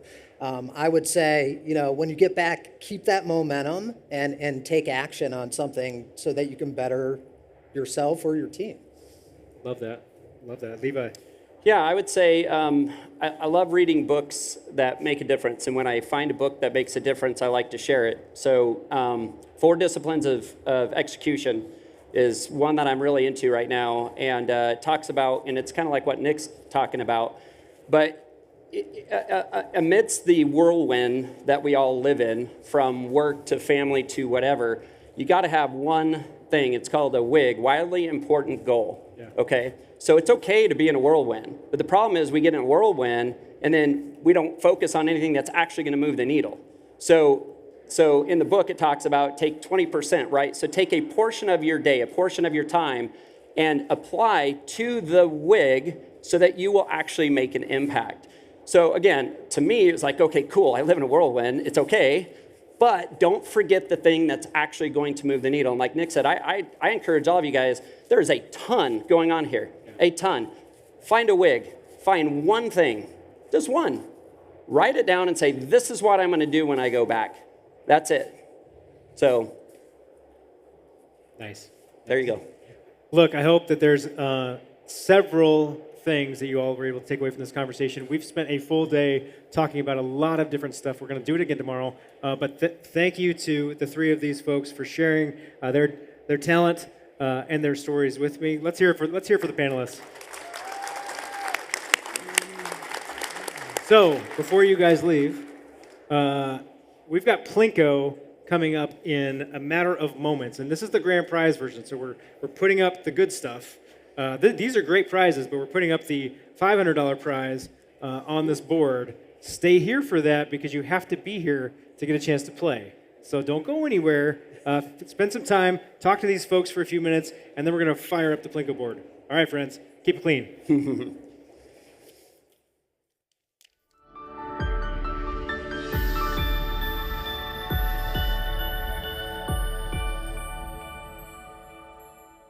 Hi, this is Herb Alston with 1031exchangesite.com. I'm so excited to be back at ICA this year in Las Vegas. I'm going to be hosting 2 Pitch 20 presentations on 1031 Exchange. It's so important to know your options when selling your car wash. And I am going to have qualified intermediaries and speakers on different options available when selling your car wash. So come join us Monday at 2:30 or Tuesday at 2 for our presentation and Pitch 20 seminars on 1031 Exchange. Look forward to seeing you. Have a great day.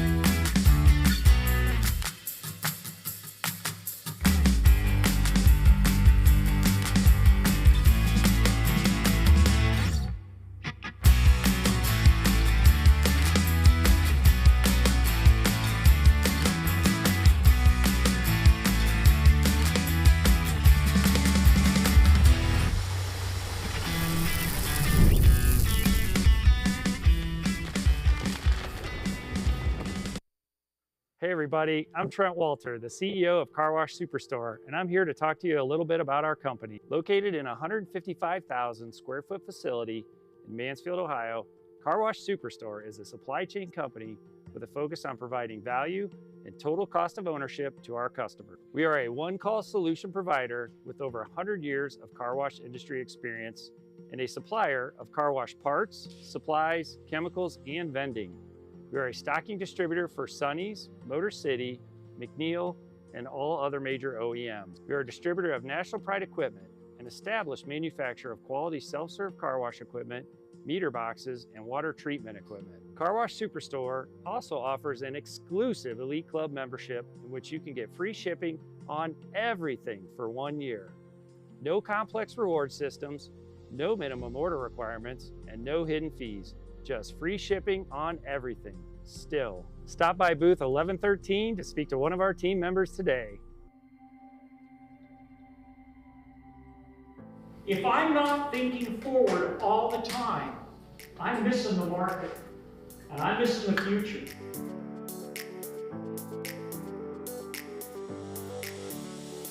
There's a lot of things I'm going to be taking back, but I think that the biggest takeaways I would have is just some of the strategies, some of the new ideas, some of the different ways of thinking to impact the business. Through this, it makes me want to be a better person because the lessons here are not just business lessons or leadership lessons, they're life lessons. It makes you really want to focus on doing the right thing all the time. One of the most important tools in your bag is yourself, and continuing to refine yourself and work on yourself so that you can be the best you can be for your people and your organization. everything boils down to building relationships. No matter what it is that we're dealing with our locations, everything boils down to building those relationships, internal and external relationships. You know, having the collaboration of other people and other minds in the business, it has given me an opportunity to, as a new manager, to grow and to learn from those guys and to create long-lasting relationships that will definitely enhance our business. You know, it can be a bit life-changing. If you haven't experienced something like this, you're in a college, you know, atmosphere where high learning takes place. And I think if you appreciate that, you'll appreciate this week.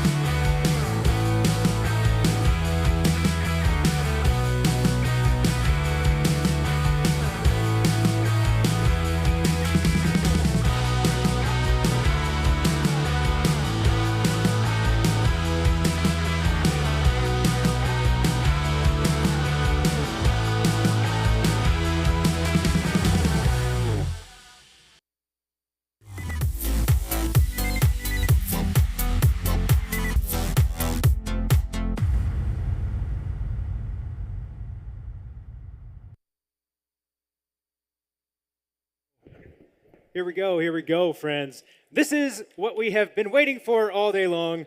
This is Grand Prize Plinko. I'm seeing some people in here. This is a you must be present to play situation. We're going to pull a couple of things out of a bag here and see who gets to play. But this, hang on a minute. I need a second. Hang on. Let me just, I'll be right back. Don't go anywhere.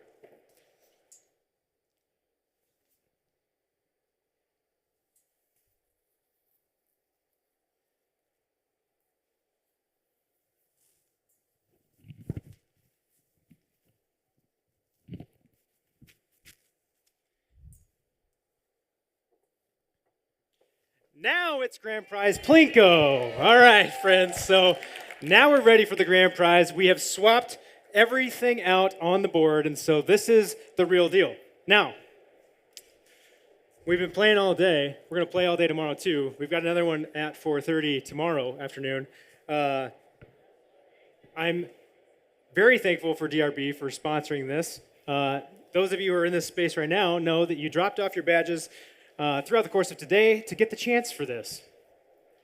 Who's it going to be? Here's the deal. Who is present to win? We're going to go in here and let's see what we can get. He's right there. Let's see. We've got Brian Olson. Oh, Brian, sorry, buddy. You're out. I'm going to call 3 total. Otherwise, there's a different way that you're going to get to play. How about Devinder Tor? Oh, y'all, you can't drop off your ticket and not show up. What's the deal? This is Vegas. Okay, last one. Rebecca Enot. Oh, bummer. Okay, here's the deal. Look under your chairs. One chair has the lucky ticket to get you to play this game.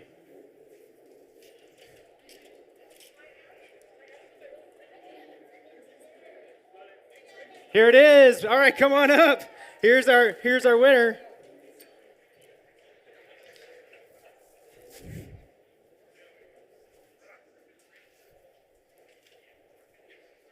All right, hold on just a second. Let me take that from you. Perfect.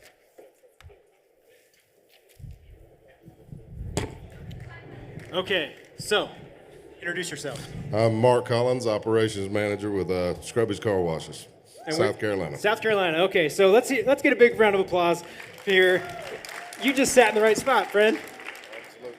So, okay, tell me just real quickly. Tell me about your location. Oh, we've got 5 locations in South Carolina, 1 in North Carolina, 4 in South Carolina. Currently 2 under construction. 1 should start in another 60 days and 6 more pieces of property to go. So Okay, Express or growing. Flex? Express. Express, of course. Okay, so have you played Plinko before? No, but I did watch The Price is Right. So. Good, yes, all right. This is my favorite game of all time. Go ahead and take one of these pucks. You're going to work your way back to the back. Don't drop it until we count you down, okay? So go on up there. I'll take that for you. Okay, so I'm going to need your help. We're going to try to, together, we're going to count 3, 2, 1, drop. Let's practice. 3, 2, 1, drop. Okay, that's all right, but like a little more juice, all right? This is Grand Prize Plinko. I bought this stupid jacket to do this. So help me out here. Okay, so the prize board, in case you can't see it in the back, we've got a lot of great stuff. $500 in the middle, all right? That's probably what you're after. We got a $100 spot, a $200 spot. We've got some pretty cool high-end Bluetooth speakers on there, an air fryer, if you need an air fryer, I don't know, whatever. A solo stove and some Beats headphones. What is the thing you're most after? Everybody wants the cash. Okay, so put it down on the white part, otherwise it's gonna flip around. Okay, this is your all's big moment. Are you ready? 3, 2, 1, drop. $100. Hey. All right, hold on. We're gonna give him his $100. I want somebody else from the audience. We're gonna do this twice. I saw my first hand went up right there. Blonde. Yep, you right there. Okay, you can go on down, man. I'll get you your prize. There you go, my man. Yeah. Appreciate it. Nice, Jack. Oh, thanks. All right. Introduce yourself for us. Jamie Stoltenberg. I'm with Tommy's Express in Des Moines, Iowa. We have 2 operating. 1 will be open in a couple months. So you were in Des Moines? Yes. That's fun. I went to Simpson College, which is in Indianola, just south of Des Moines. Congrats. This is not rigged, I promise. I've never met you before. No. Validated by all of you somehow. Okay, so what on the board are you after? Oh, 500. God, you guys are boring. Okay, I'm just going to say that everybody wants the $500, and we're going to go up and do it, okay? Are you ready? I can't Okay. fly with an air fryer. Well, okay, I should say, we will mail, some of these are mailable gifts, all right? We're not going to hand you a bonfire solo stove and say, good luck. All right, climb on up there. Let's remove this so there's no controversy. All right, so you're going to put it right flat against the white part. Okay, hold on, don't drop it. Are you ready? Are you sure? Are you sure? Yeah, there you go. Okay, are you guys ready? All right, here we go. 3, 2, 1, drop.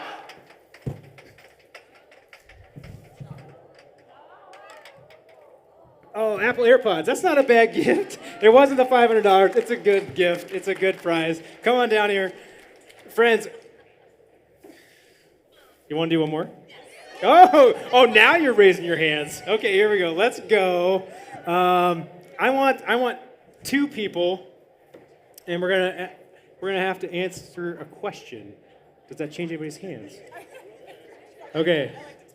Let's go from the back. So, short sleeve, pink shirt. Yep, you know who you are. You're coming. And then,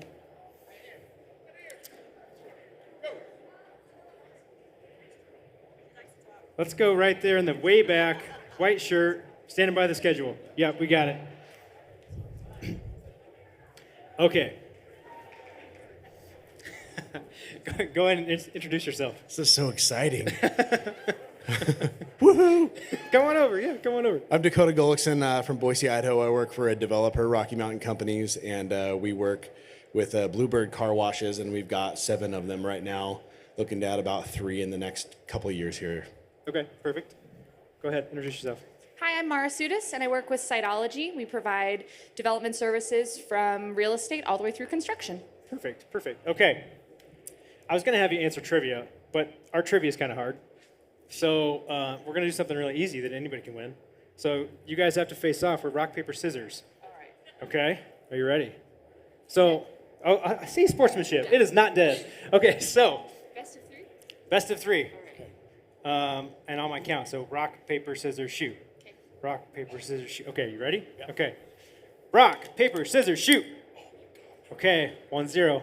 Ready? Rock, paper, scissors. Do it again. Okay, ready? Rock, paper, scissors, shoot. Oh, rock, paper, scissors, shoot. Rock, paper, scissors, shoot. Oh, okay, 1-1. We might be here for a minute. Okay. Are you guys ready? Yeah. Okay. Rock, paper, scissors, shoot. Rock, paper, scissors, shoot. All right. Stay here. You get to go second. Here you go. All right. Head on up. Okay, I need to grab one more puck, though, I guess. Okay, so. Guess what he wants? Yeah, $500. Oh! What do you want? I'm just going to say not the 500 and then hope I get it. Oh, he's taking the opposite approach of manifesting what you want. He says, if I don't say it, I might get it. Okay, so flat against the white. Hold on for a second. Are you guys ready? Are you ready? All right, 3, 2, 1, drop. $500! Hey! Nice job. Come on down. That's awesome. Man, I can't believe that. Dude, congratulations. Thank you. Appreciate it. Hang out here for a minute. Yeah. I'm going to recover from having to give you $500. Okay. You get a chance to. Yeah. Head on up. got Okay. it too. Hang over there for me. If we do two $500 in a row, I might not be able to do this tomorrow. So just, we don't need to talk about it. Okay. Famous last words. All right. On the white part. Down the. Okay. Are we ready? 3, 2, 1, drop.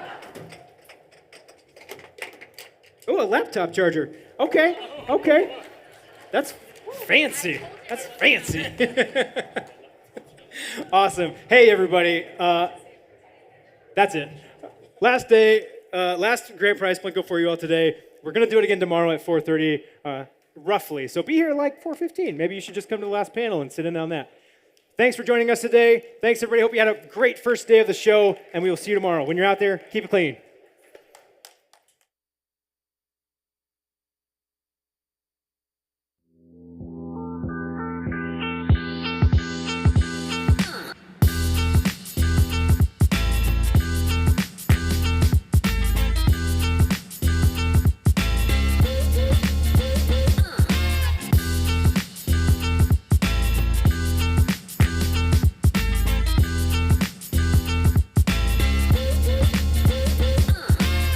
Thank